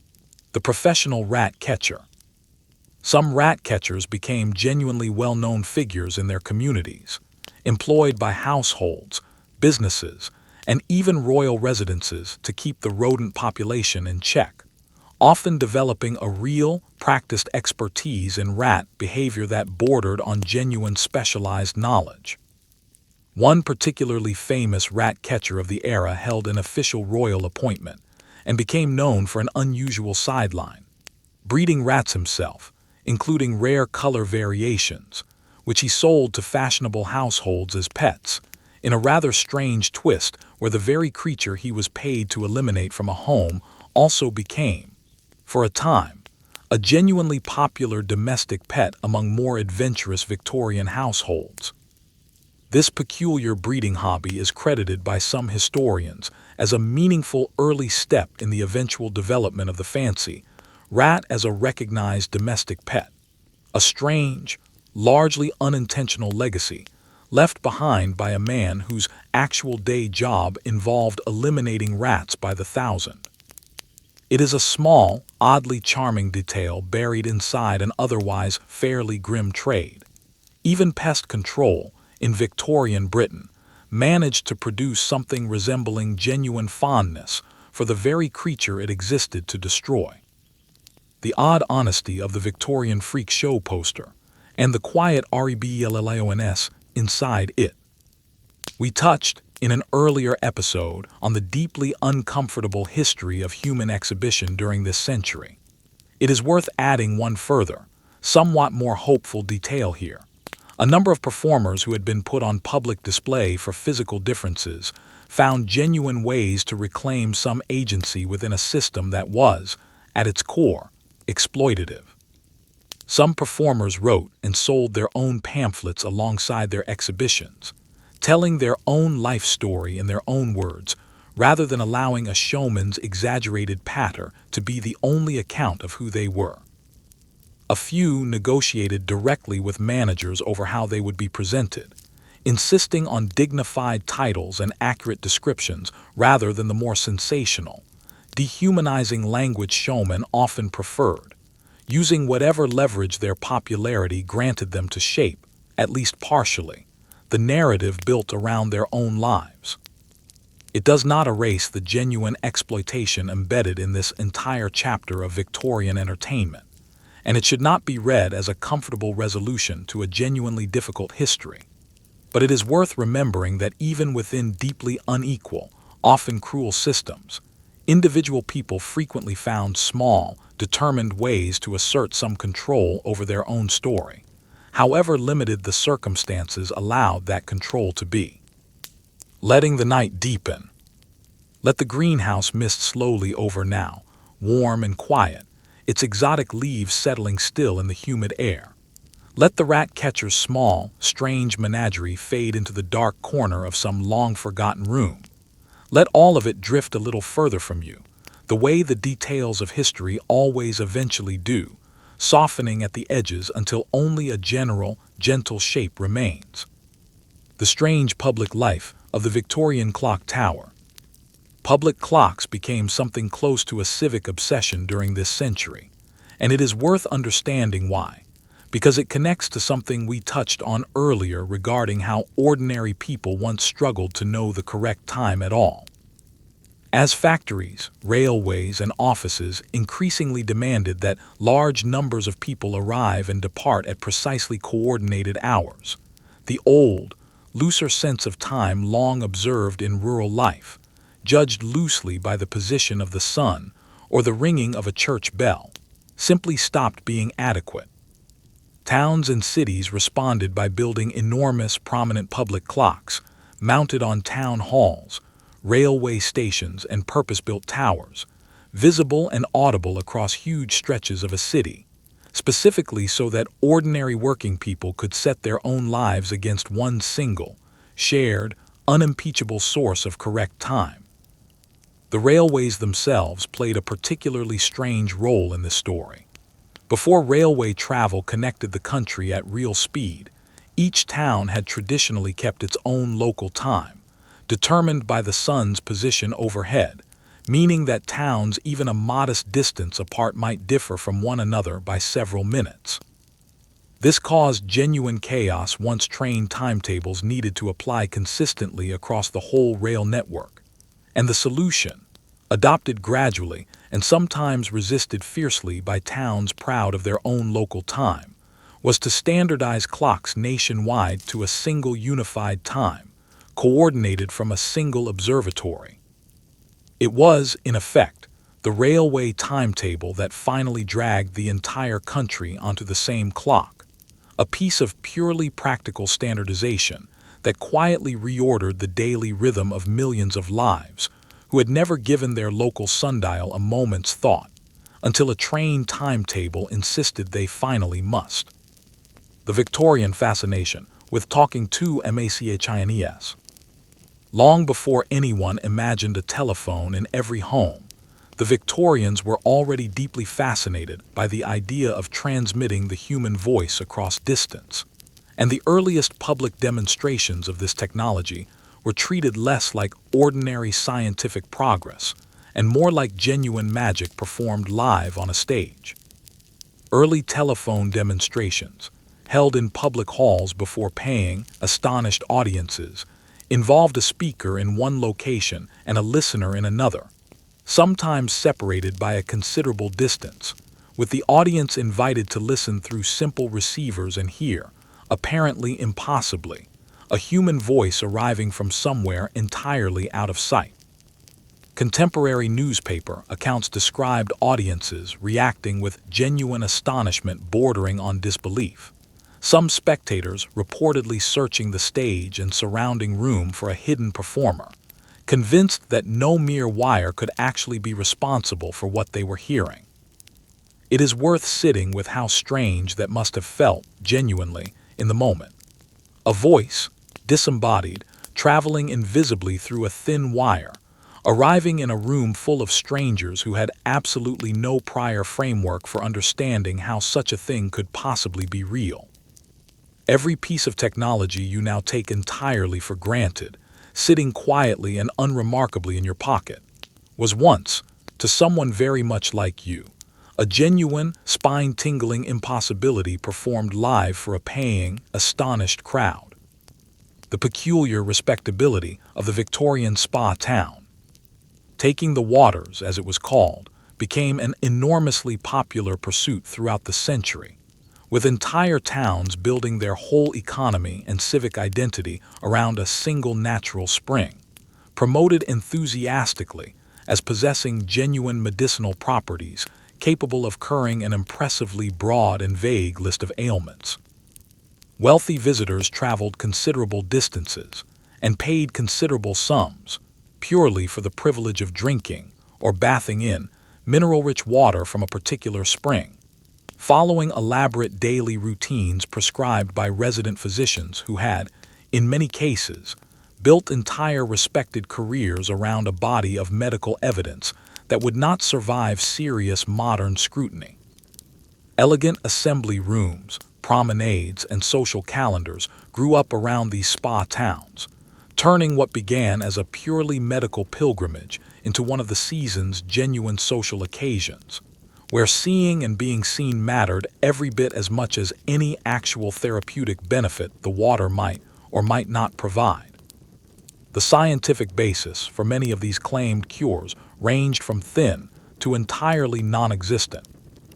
And yet visitors reported, with genuine sincerity, feeling considerably better after a stay, likely owing rather more to weeks of enforced rest, fresh air, regular gentle exercise, and a complete break from ordinary daily stress than to any special mineral property in the water itself. It is a pattern worth noticing, because it recurs constantly throughout this century. An enormous, confident structure of belief, built around something that, stripped of its ceremony, may have simply been the plain, unglamorous benefit of rest. Drifting toward the quiet hours. Let the clock tower's steady chime fade into the far distance now. Let the astonished crowd, gathered around their first telephone, settle back gently into their seats. Let the spa town's promenade grow quiet and empty under a darkening sky. Everything in this century, in the end, moves eventually toward rest, exactly the way you are moving now. The strange, quiet war against your own shadow, gas lighting and the night that refused to end. For most of human history before this century, night meant something close to genuine darkness. Once the sun went down, most ordinary activity simply stopped, because candlelight and oil lamps were expensive, dim, and limited, casting only a small pool of usable light before fading into shadow at the edges of a room. Victorian Britain changed that relationship with night more thoroughly, and more strangely, than almost any single development we've discussed so far, through the widespread introduction of gas lighting. Gasworks sprang up across cities throughout the early and middle parts of the century, burning coal to produce a flammable gas that was then piped directly into streets, shops, theaters, and eventually ordinary homes, providing a source of artificial light considerably brighter, steadier, and more affordable than anything that had come before it. For the first time in the history of most British towns, streets could remain genuinely, usefully lit well after dark, and this single change rippled outward into nearly every corner of ordinary life in ways that seem almost too large to properly measure. Shops, for one thing, could suddenly stay open considerably later into the evening, since a well-lit shopfront no longer needed to close simply because the sun had gone down. This gave rise to an entirely new category of evening activity: shopping, browsing, and simply walking through brightly lit commercial streets after dark, purely for the pleasure of it, something that would have been almost unthinkable a few generations earlier when venturing outside after sunset meant genuine darkness, genuine risk, and genuine discomfort. Theaters, too, transformed almost overnight, since gas lighting allowed for far more dramatic, controllable stage lighting than flickering candles or oil lamps had ever permitted, opening up entirely new possibilities for stagecraft, spectacle, and the kind of elaborate visual theater that came to define Victorian entertainment. But the arrival of gas lighting was not universally welcomed, and the resistance it faced tells you something genuinely interesting about how deeply unsettling real technological change can feel to the people living through it, however obviously beneficial it appears in hindsight. Some critics worried, with real sincerity, that extending usable hours into the night would simply extend the working day for laborers already stretched thin, allowing factory owners to squeeze additional productive hours out of workers who had previously been protected, in a sense, by the simple physical limits of daylight. There was real truth buried in that worry. Factories that had once been forced to halt production once natural light faded could now, with gas lighting installed, run shifts deep into the night. And for many workers, the arrival of artificial light meant not leisurely evening walks through a lit shopping street, but longer, harder, more exhausting working hours crammed into a day that no longer had a natural, sun-dictated endpoint. There were also genuine, serious safety concerns.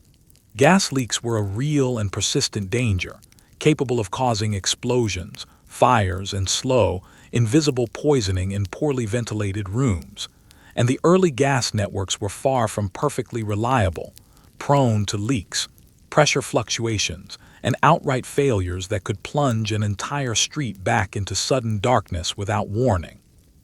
Some religious and social commentators worried, in a rather different register, that brightly lit streets late into the evening would simply encourage more opportunities for vice and impropriety, reasoning that darkness had, whatever its practical disadvantages, at least discouraged people from lingering outdoors after respectable hours.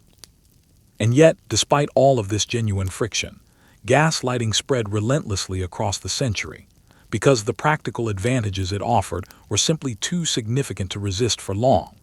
By the century's later decades, electric lighting began its own slow, similarly contested rise, following almost exactly the same pattern of enthusiasm, resistance, and eventual, near-total adoption that gas lighting itself had followed a few decades earlier. It is worth pausing on this pattern, because it recurs constantly across the whole sweep of this century, and honestly across every century since.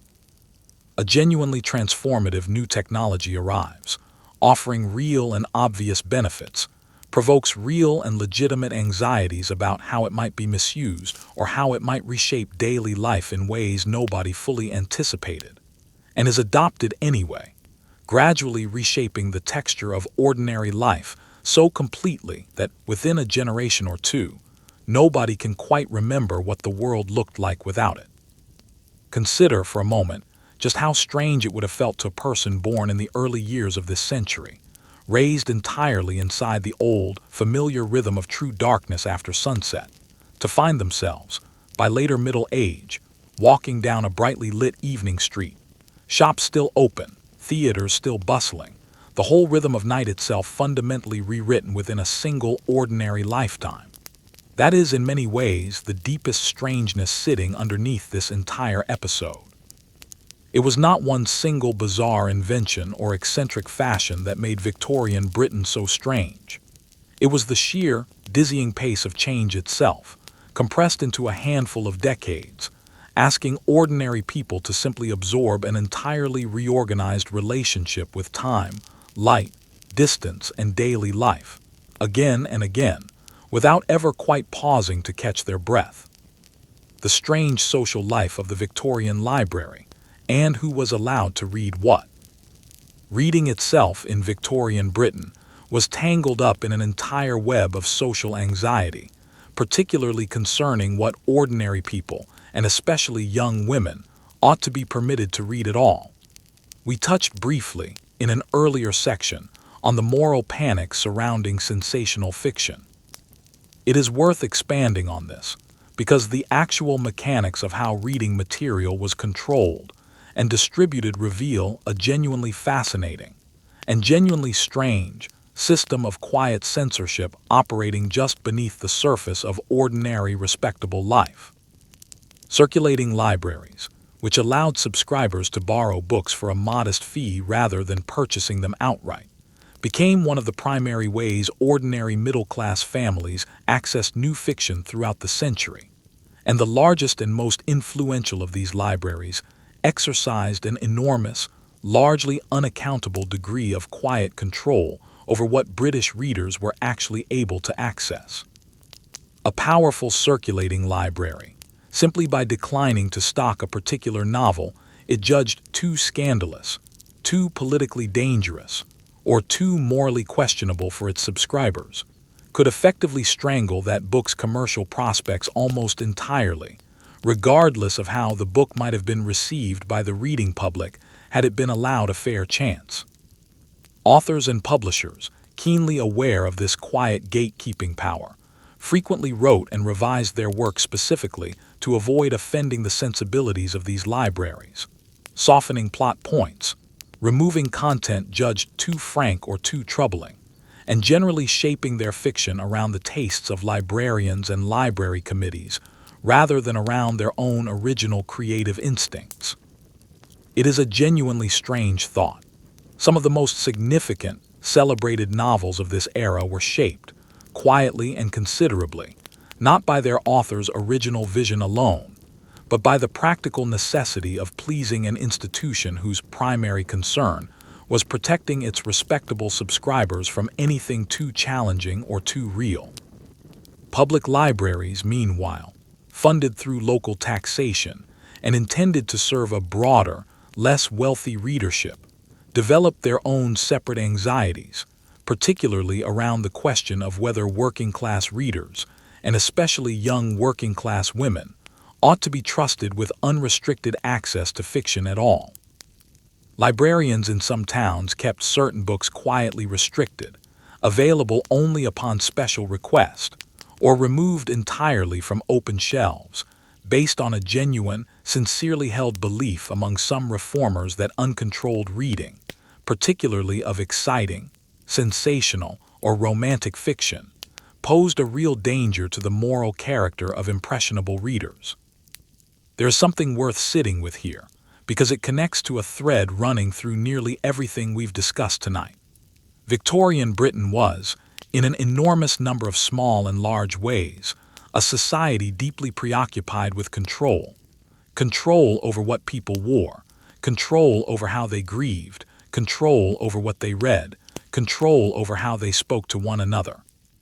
Control even over the shape of their own skulls, if the phrenologists were to be believed. Underneath the surface calm of good manners sat an almost constant, quietly anxious effort to keep an increasingly large, increasingly literate, increasingly mobile population contained within boundaries that respectable society considered safe. And again, across nearly every single one of these efforts at control, ordinary people found their own quiet ways around it, reading the books they wanted regardless of what the library shelves openly displayed, wearing the fashions they preferred regardless of what doctors solemnly warned against, falling in love and grieving and living their actual lives in ways that never quite matched the tidy, orderly picture the century so badly wanted to present of itself. SCTLNG deeper now. Let the gaslights along the street dim gently, one by one, the way they once genuinely did each morning as the lamplighter made his rounds in reverse. Let the library shelves grow quiet and still, their carefully guarded books resting undisturbed until morning. There is nothing left to hold on to here, nothing you need to carry forward into your own night. Just let your body sink a little further down, let your breathing slow a little further still, and let this long, strange, endlessly complicated century finally begin to fade. The strange, slow birth of the Victorian weekend. It might surprise you to learn that the very idea of a weekend, in anything resembling the shape you know now, was not something Victorian Britain simply inherited from earlier centuries. It was, in a very real sense, invented during this era, and its arrival tells you a great deal about how thoroughly industrial life reorganized the basic rhythm of ordinary existence. Before industrialization took hold in earnest, working life, for most people, followed a pattern shaped loosely around the agricultural calendar, church observance, and a long tradition of scattered local holidays and saints' days that varied considerably from region to region. There was no single, standardized notion of a 2-day break at the end of each working week. Sunday was set aside for religious observance, largely enforced by law and social pressure alike, but the remaining days were generally treated as ordinary working time, with no consistent expectation of additional rest. As factories spread and working hours grew longer and more rigidly scheduled, a curious problem emerged that factory owners themselves, in a rather self-interested way, helped to solve. It became increasingly common for workers, particularly in industrial towns, to simply fail to show up for work on the Monday following payday, having spent much of Sunday, and often a good portion of what wages remained, in prolonged drinking and socializing that left them in no state to return to dangerous machinery first thing Monday morning. This informal, unofficial practice became widespread enough that it earned its own nickname among factory communities. Essentially, an unauthorized extra day of rest that workers simply took whether their employers sanctioned it or not. Rather than continuing to fight a losing battle against this practice, some employers began experimenting with a different arrangement entirely, granting workers a portion of Saturday off, in exchange for a firm, reliable expectation that they would show up ready to work on Monday morning, rather than nursing a hangover through half-ruined machinery. This arrangement, adopted gradually and unevenly across different industries and different towns, planted the earliest seeds of what would eventually become the recognizable 2-day weekend, born not out of any particular generosity or enlightened concern for worker well-being, but out of a fairly blunt, practical calculation that a rested, reliable worker on Monday was worth more than a resentful, hungover one. Reformers and labor organizations spent much of the rest of the century pushing to formalize and extend these informal arrangements into genuine, guaranteed rights, arguing, with increasing success as the decades wore on, that ordinary working people deserved reliable time away from labor as a matter of basic decency rather than mere factory floor practicality. It took considerable organizing, considerable resistance from employers reluctant to reduce available working hours, and a slow, steady shift in broader public attitudes toward the dignity of labor before anything resembling a guaranteed weekend became a genuinely secure, widespread expectation, rather than an informal local custom that varied enormously depending on where you happened to work and which employer you happened to work for. There is something worth noticing in this story, beyond the simple historical curiosity of it. The very shape of your own week, the comforting, familiar rhythm of 5 working days followed by 2 days of rest, is not some timeless, natural pattern handed down unchanged from the beginning of human history. It is a genuinely recent invention, worked out slowly, unevenly, and often reluctantly over the course of this particular century, shaped as much by tired, hungover factory workers quietly refusing to show up on Monday morning as by any deliberate, top-down policy decision. The next time your own weekend arrives, however you happen to spend it, you are, in a small and rather charming way, benefiting from generations of ordinary people simply, stubbornly insisting on a little more rest than they were officially entitled to. The strange and elaborate world of Victorian Christmas, beyond the morbid greeting cards. We touched in an earlier episode of this series on the genuinely bizarre world of Victorian Christmas cards, with their startling parade of dead robins and dueling frogs. It is worth expanding on the broader shape of the Victorian Christmas itself, because in many ways, the holiday you now recognize with all its familiar trappings was substantially assembled, piece by piece, during this exact century. Before this era, Christmas in Britain had actually been in something of a decline as a major celebrated holiday, having lost a good deal of the prominence it once held in earlier centuries. It was this century that revived it, elaborated it, and essentially reassembled it into something closely resembling the holiday celebrated today. The Christmas tree, for instance, though it had older roots in parts of continental Europe, became genuinely popular and widespread in British homes largely due to its enthusiastic adoption by the royal family, whose own decorated tree, publicized through popular illustrated magazines, was seen and admired by an enormous number of ordinary families, who then rushed to bring a similar tradition into their own homes. The Christmas card, as we've already discussed, was a genuine invention of this era, born from one man's desire to avoid the tedious labor of writing individual holiday letters to everyone in his social circle. Christmas crackers, too, those small decorated tubes that produce a festive bang and a small paper hat when pulled apart, were invented during this century by a confectioner looking for a novel, exciting way to package and sell sweets, only gradually evolving away from confectionery altogether into the small toys, jokes, and paper crowns you'd recognize today. Even the modern image of a jolly, warmly dressed gift giver arriving on Christmas Eve owes a great deal to popular illustrated stories and magazine artwork circulated widely throughout this century, which helped crystallize a previously much more varied, regionally inconsistent set of folk figures into something closer to a single, widely recognized character.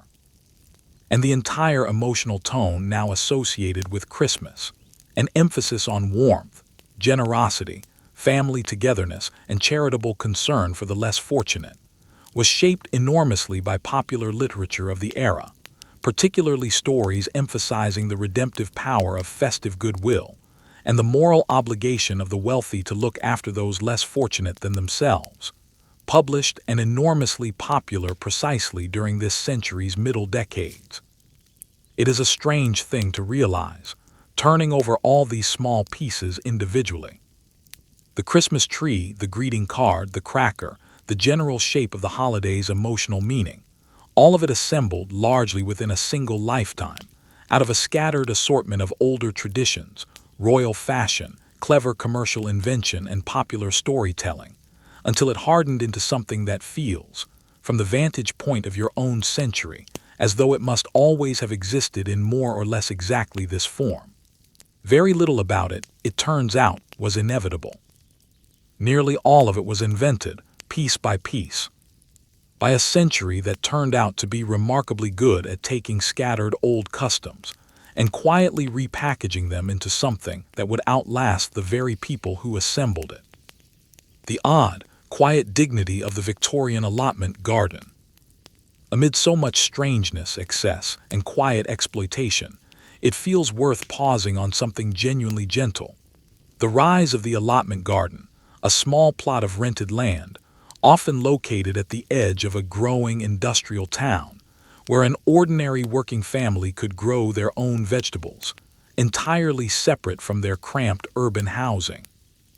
As cities expanded rapidly and working class housing grew increasingly dense and airless, reformers and, in some cases, more paternalistic employers began setting aside small parcels of land specifically to be rented out cheaply to working families, offering them a rare opportunity to grow their own food, get outdoors, and exercise a degree of genuine self-sufficiency that their cramped urban lives otherwise made almost entirely impossible.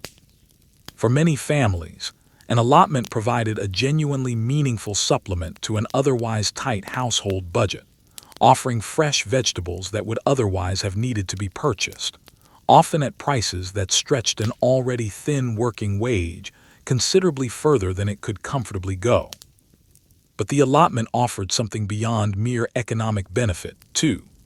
For a man working long, exhausting hours in a factory or a mine, an allotment provided a rare space of genuine autonomy, a small patch of earth entirely under his own control, worked according to his own judgment and his own schedule, offering a kind of quiet satisfaction that little else in his working life could provide. Families often worked their allotments together, and the produce grown there frequently found its way into local competitions and shows, where a particularly impressive marrow or a especially fine row of onions could earn a working man genuine local recognition and pride. In a century that offered people in his position remarkably few other opportunities to be publicly admired for skill or achievement. It is a small, quiet counterweight to sit alongside everything else in this episode. Amid the poisoned wallpaper, the mercury-addled hatters, the children sent up chimneys, and the corpses posed for one final photograph, there were also ordinary families, tending small plots of rented earth at the edge of a smoky industrial town, finding real, uncomplicated satisfaction in something as simple as a well-grown row of vegetables. Not everything about this century needs to be strange or dark to be worth remembering. Sometimes it is simply, quietly human. Letting it all settle, one last time for tonight. Let the factory whistle fall silent now, its Monday morning summons no longer needed. Let the small allotment plot rest quietly under a darkening sky, its rows of vegetables tucked in for the night just as you are tucking yourself in now. Let the Christmas tree, still new and strange to a Victorian family seeing one for the very first time, glow softly and then fade from view. There is nothing left to carry forward from tonight. Let your thoughts loosen, let your body grow heavy, and let the whole long, strange, endlessly inventive century drift quietly away, exactly the way every century eventually does. The strange public theater of the Victorian trial. Court proceedings during this century operated as something closer to popular entertainment than the solemn, procedurally careful institution you might picture today. And a genuinely sensational criminal trial could draw crowds, newspaper coverage, and public fascination on a scale that rivaled the most popular stage plays of the era.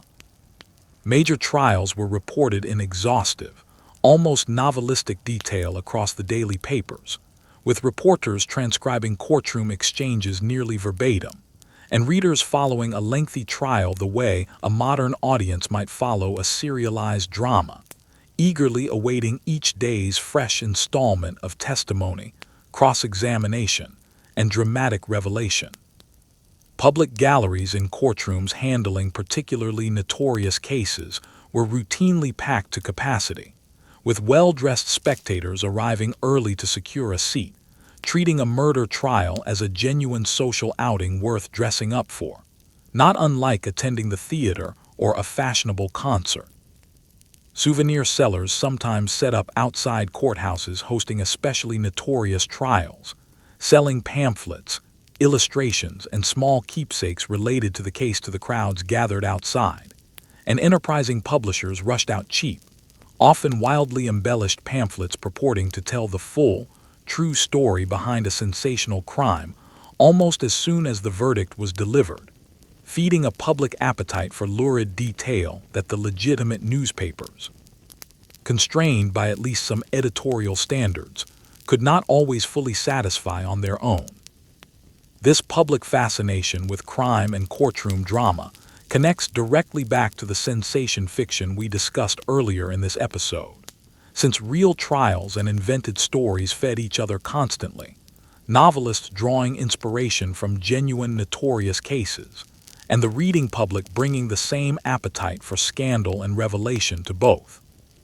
It is a pattern that, again, feels remarkably familiar from the vantage point of your own century, where a genuinely sensational trial can still dominate headlines and public conversation for weeks.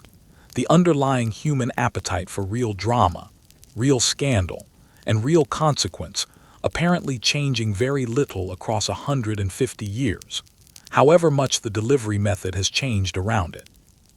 The strange science of the Victorian diet fad. Just as the century produced endless miracle tonics and electric belts promising health through mysterious, poorly understood mechanisms, it also produced a genuine wave of dietary fads and nutritional theories, many built on confident-sounding science that, on closer inspection, rested on remarkably little actual evidence. One particularly popular theory, promoted enthusiastically by a former undertaker turned diet reformer, argued that the key to weight loss lay in strictly avoiding starchy and sugary foods in favor of meat, vegetables, and fruit. A theory he developed after losing a significant amount of weight himself following this approach on a doctor's recommendation. He published his findings in an enormously popular pamphlet, and the resulting dietary approach became a genuine public sensation, discussed and debated in newspapers, adopted eagerly by members of the public desperate for a reliable, understandable path to a slimmer figure, and the practice of dieting itself, in the sense of consciously restricting particular categories of food for the specific purpose of weight loss, became a widely recognized public phenomenon substantially because of this one man's pamphlet and its surprising popularity. Other dietary theories of the era were considerably less soundly reasoned, built around ideas about digestion, vitality, and bodily humors that had only a loose, often outdated relationship with anything resembling genuine physiological understanding.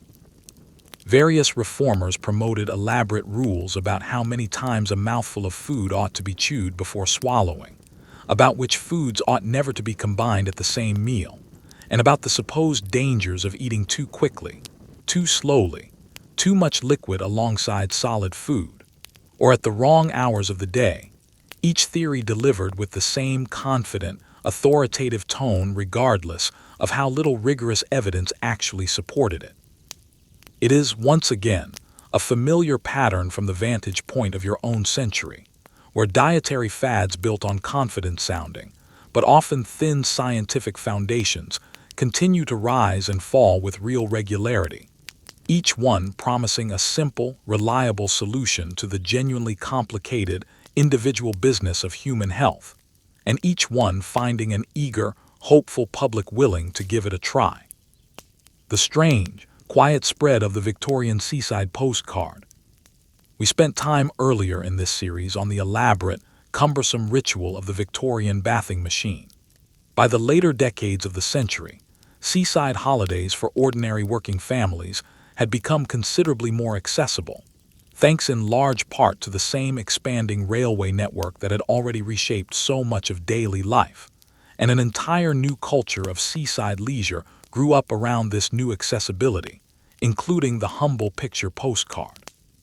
Cheap, colorful postcards depicting seaside scenes, comic characters, and gently risque holiday humor became enormously popular purchases for working families enjoying a rare day or week at the coast, sent back home to relatives and friends as a small, affordable way of sharing the experience of a holiday that, for many families, represented one of the only times all year they ventured any real distance from home at all.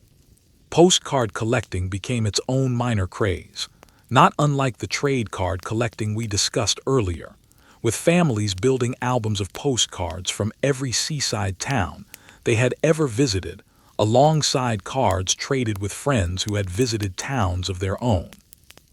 The seaside town itself transformed considerably across the later decades of the century, developing piers, promenades, amusement arcades, and organized entertainment specifically to serve this new, considerably larger population of ordinary working visitors. A version of seaside leisure considerably more relaxed and considerably less encumbered by elaborate modesty rituals than the bathing machine era we explored earlier. Even as some of those older customs lingered on stubbornly in certain more conservative coastal towns well into the century's final years. A long, gentle pause. Let the courtroom crowds disperse quietly now, their sensational verdict already fading into yesterday's news. Let the diet pamphlets settle, unread, back onto some forgotten shelf.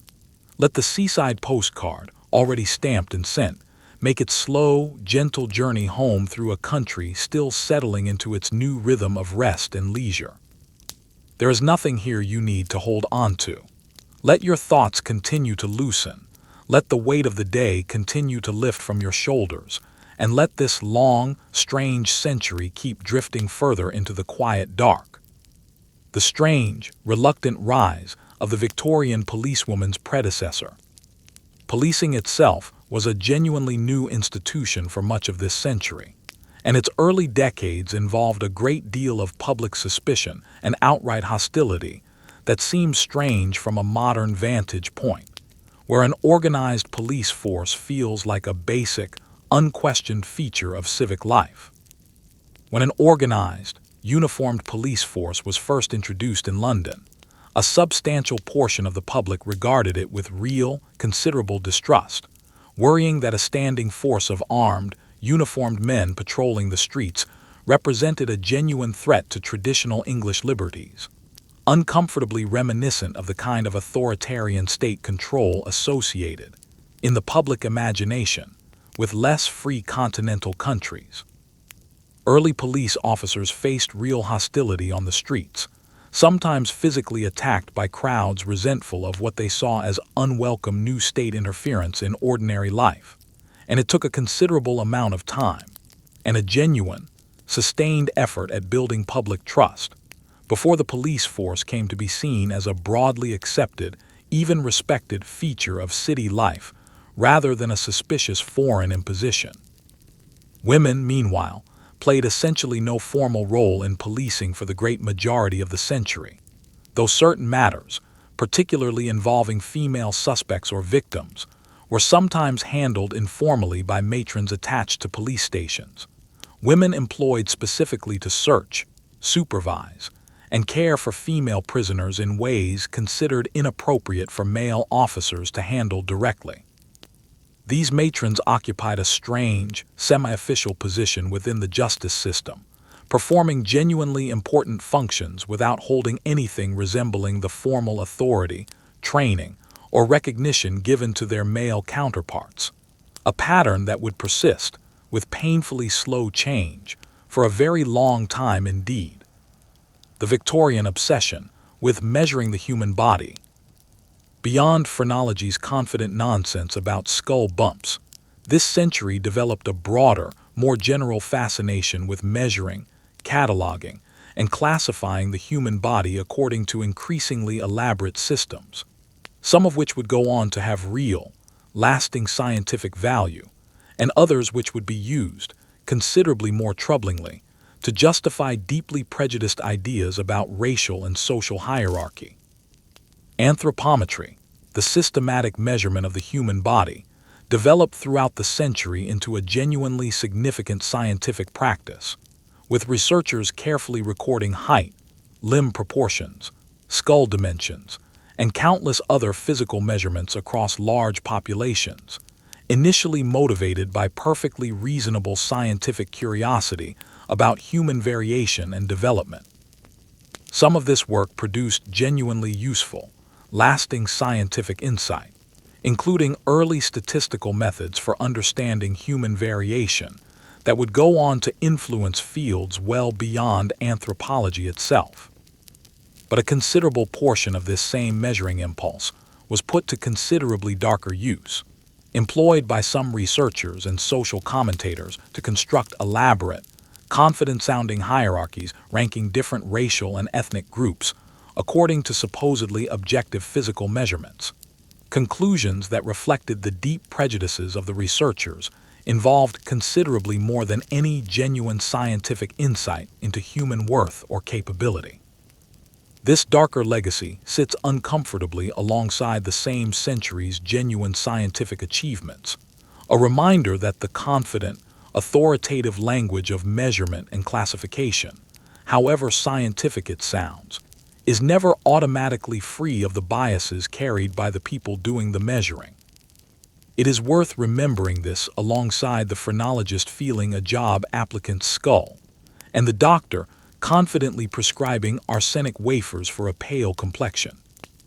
A century that trusted confident expertise this deeply, wrapped in careful measurement and scientific-sounding language, was capable of producing both genuine, lasting knowledge and genuinely harmful, confidently stated nonsense, often from the very same intellectual movements, and frequently without any clear way, at the time, of telling the two apart.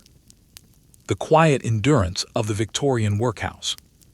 We have touched, throughout this episode, on the genuine hardship faced by the Victorian poor, But it is worth pausing directly on the institution that came to symbolize, more than almost any other, the era's deeply conflicted relationship with poverty itself: the workhouse. Workhouses were established across the country as the primary official response to poverty, offering food and shelter to those with genuinely nowhere else to turn, but under conditions deliberately made harsh and unpleasant, based on a prevailing belief among the officials who designed the system that conditions inside a workhouse needed to be worse than the conditions of even the poorest independent laborer outside it, to discourage anyone from seeking this kind of relief, unless genuinely, desperately necessary.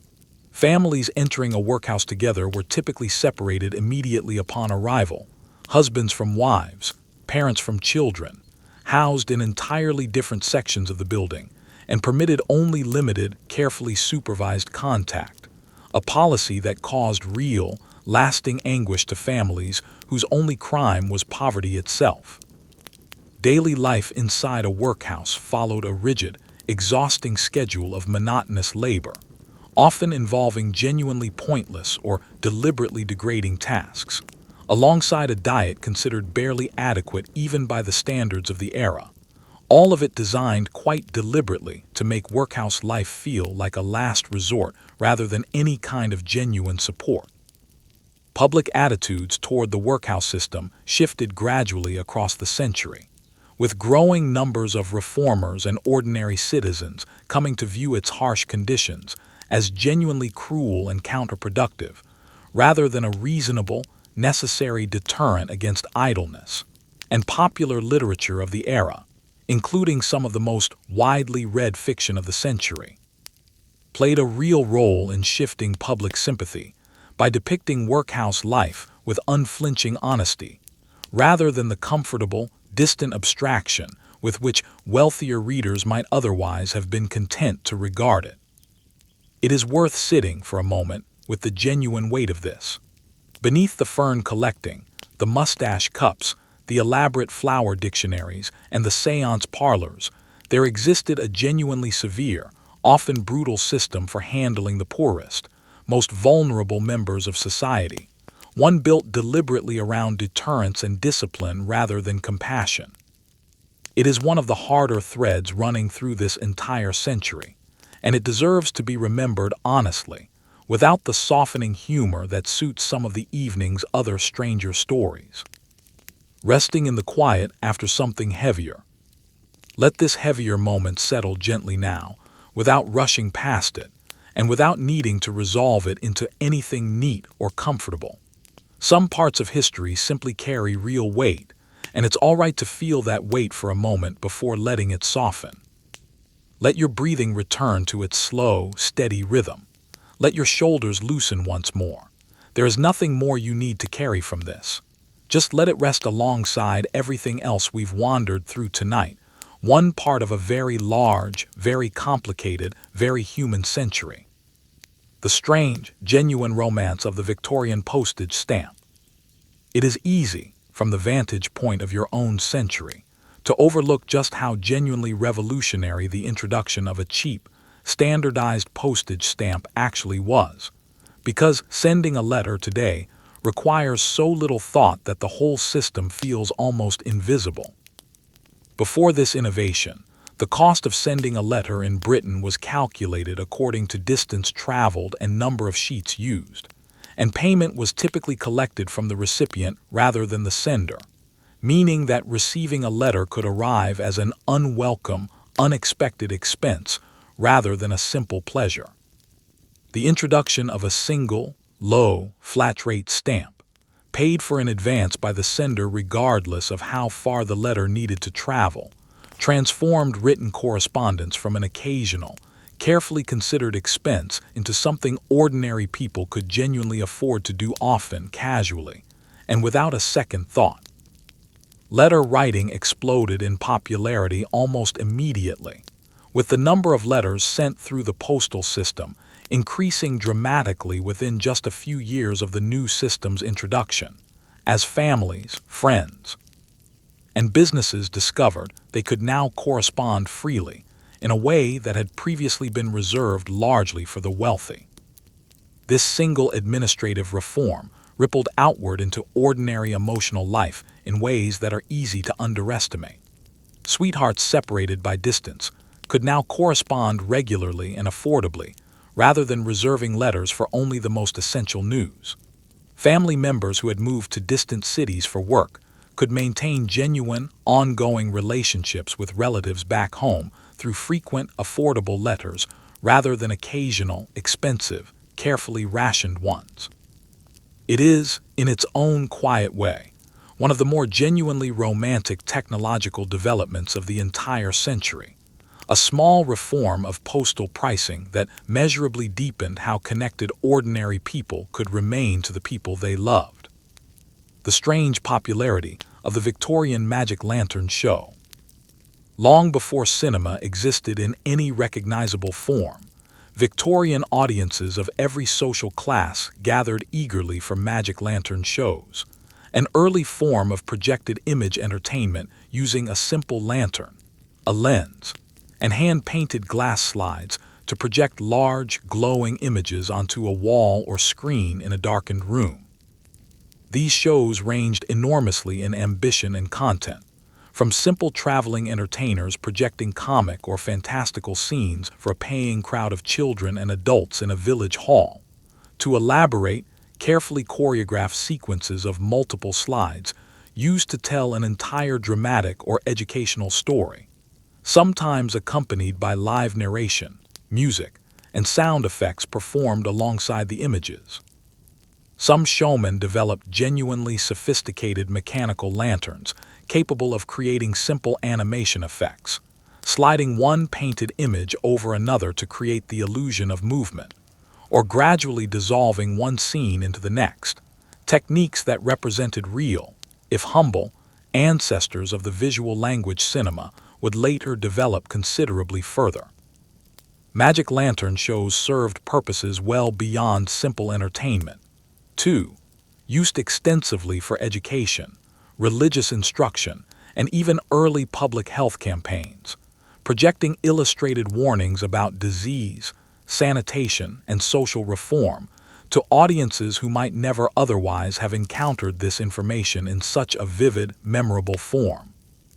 For a great many ordinary Victorians, particularly children, a magic lantern show represented one of the only opportunities in an entire year to see genuinely large, glowing, moving images projected in a darkened room, an experience of collective, shared spectacle that would have felt, at the time, every bit as remarkable and transporting as a modern audience might find an elaborate piece of immersive entertainment today.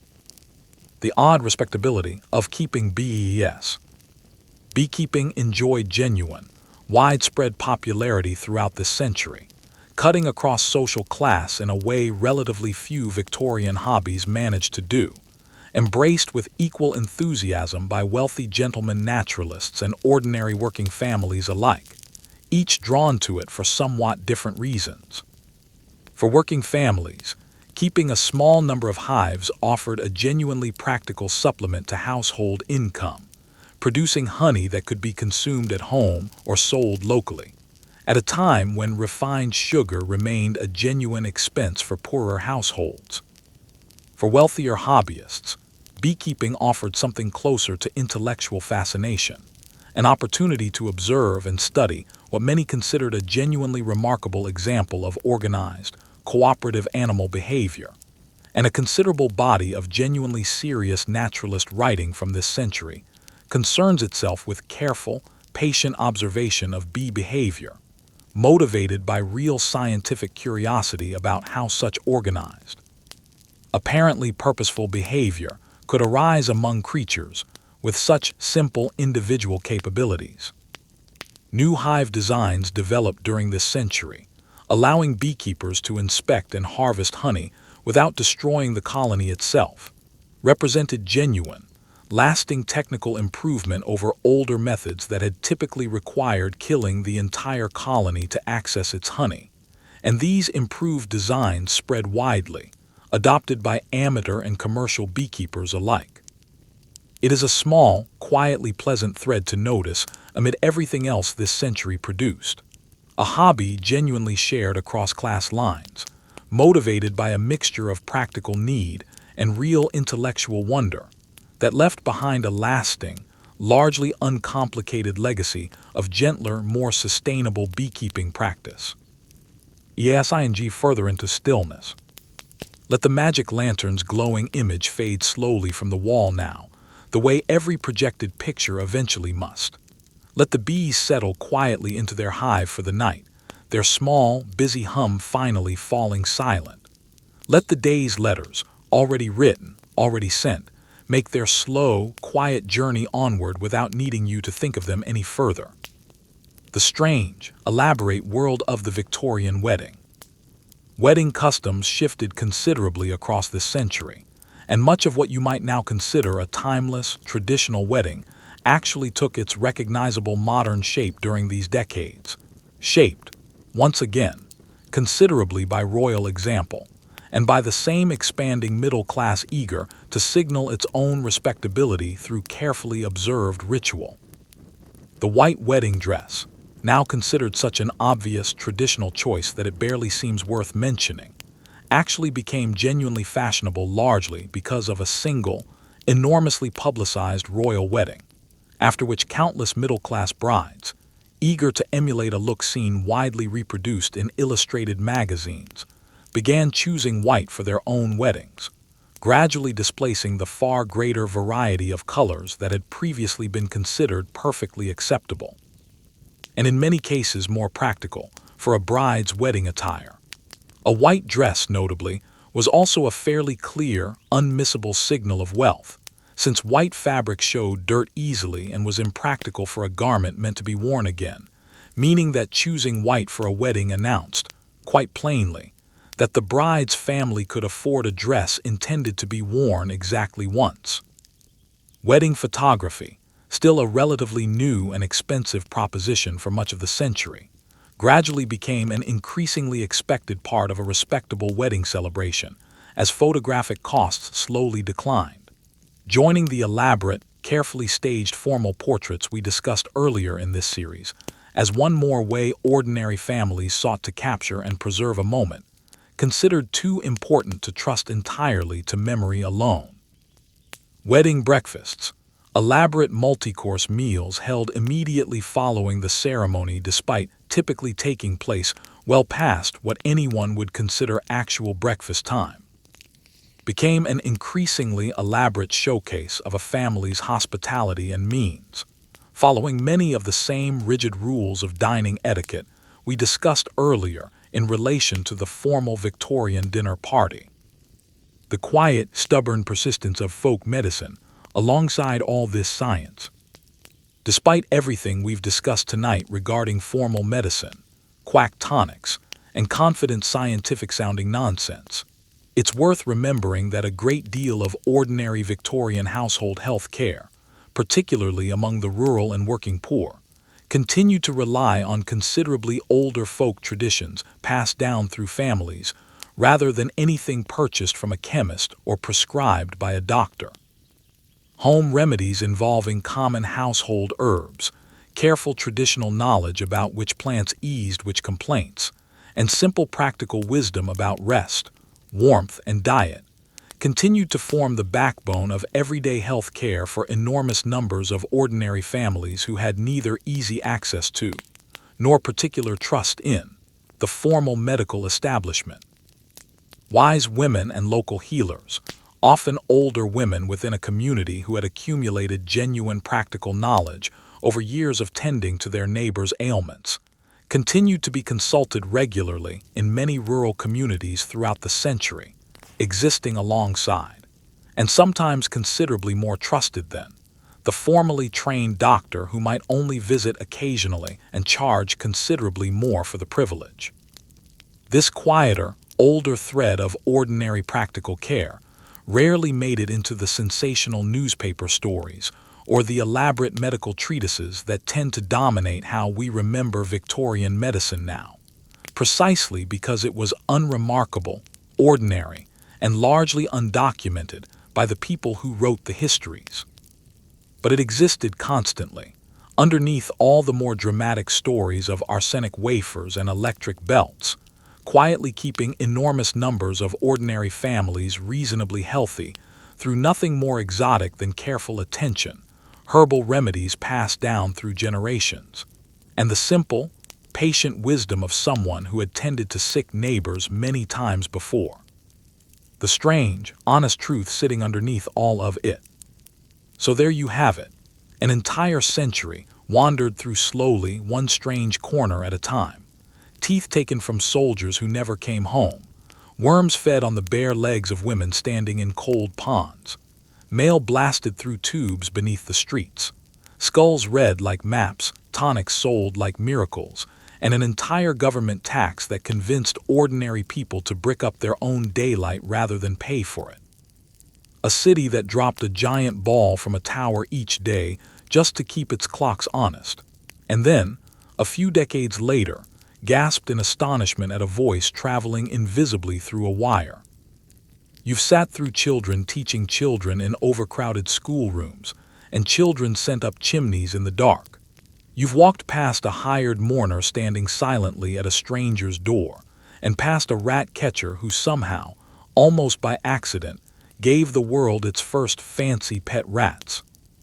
You've seen a hopeful bride choosing white simply because a queen once did, and a poor family entering a workhouse, quietly separated from one another, because a harsh system had decided that was the price of being poor enough to need help at all. It would be easy to look back at all of this and simply laugh, and there is real gentle humor in a good deal of it. The mustache cup, the dead robin Christmas cards, the gentleman betting on raindrops racing down a window pane. But underneath, the humor sits something worth taking seriously for a moment before you finally let it go. Every single one of these people believed, as completely as you believe anything about your own life right now, that they were living in a modern, sensible, forward-moving age. They were not fools, and they were not so very different from you. They simply hadn't yet learned what later generations would learn, hadn't yet had the chance to look back with the easy clarity that only distance provides. That's really the quiet thread running under this whole strange, cluttered century, and under this whole episode.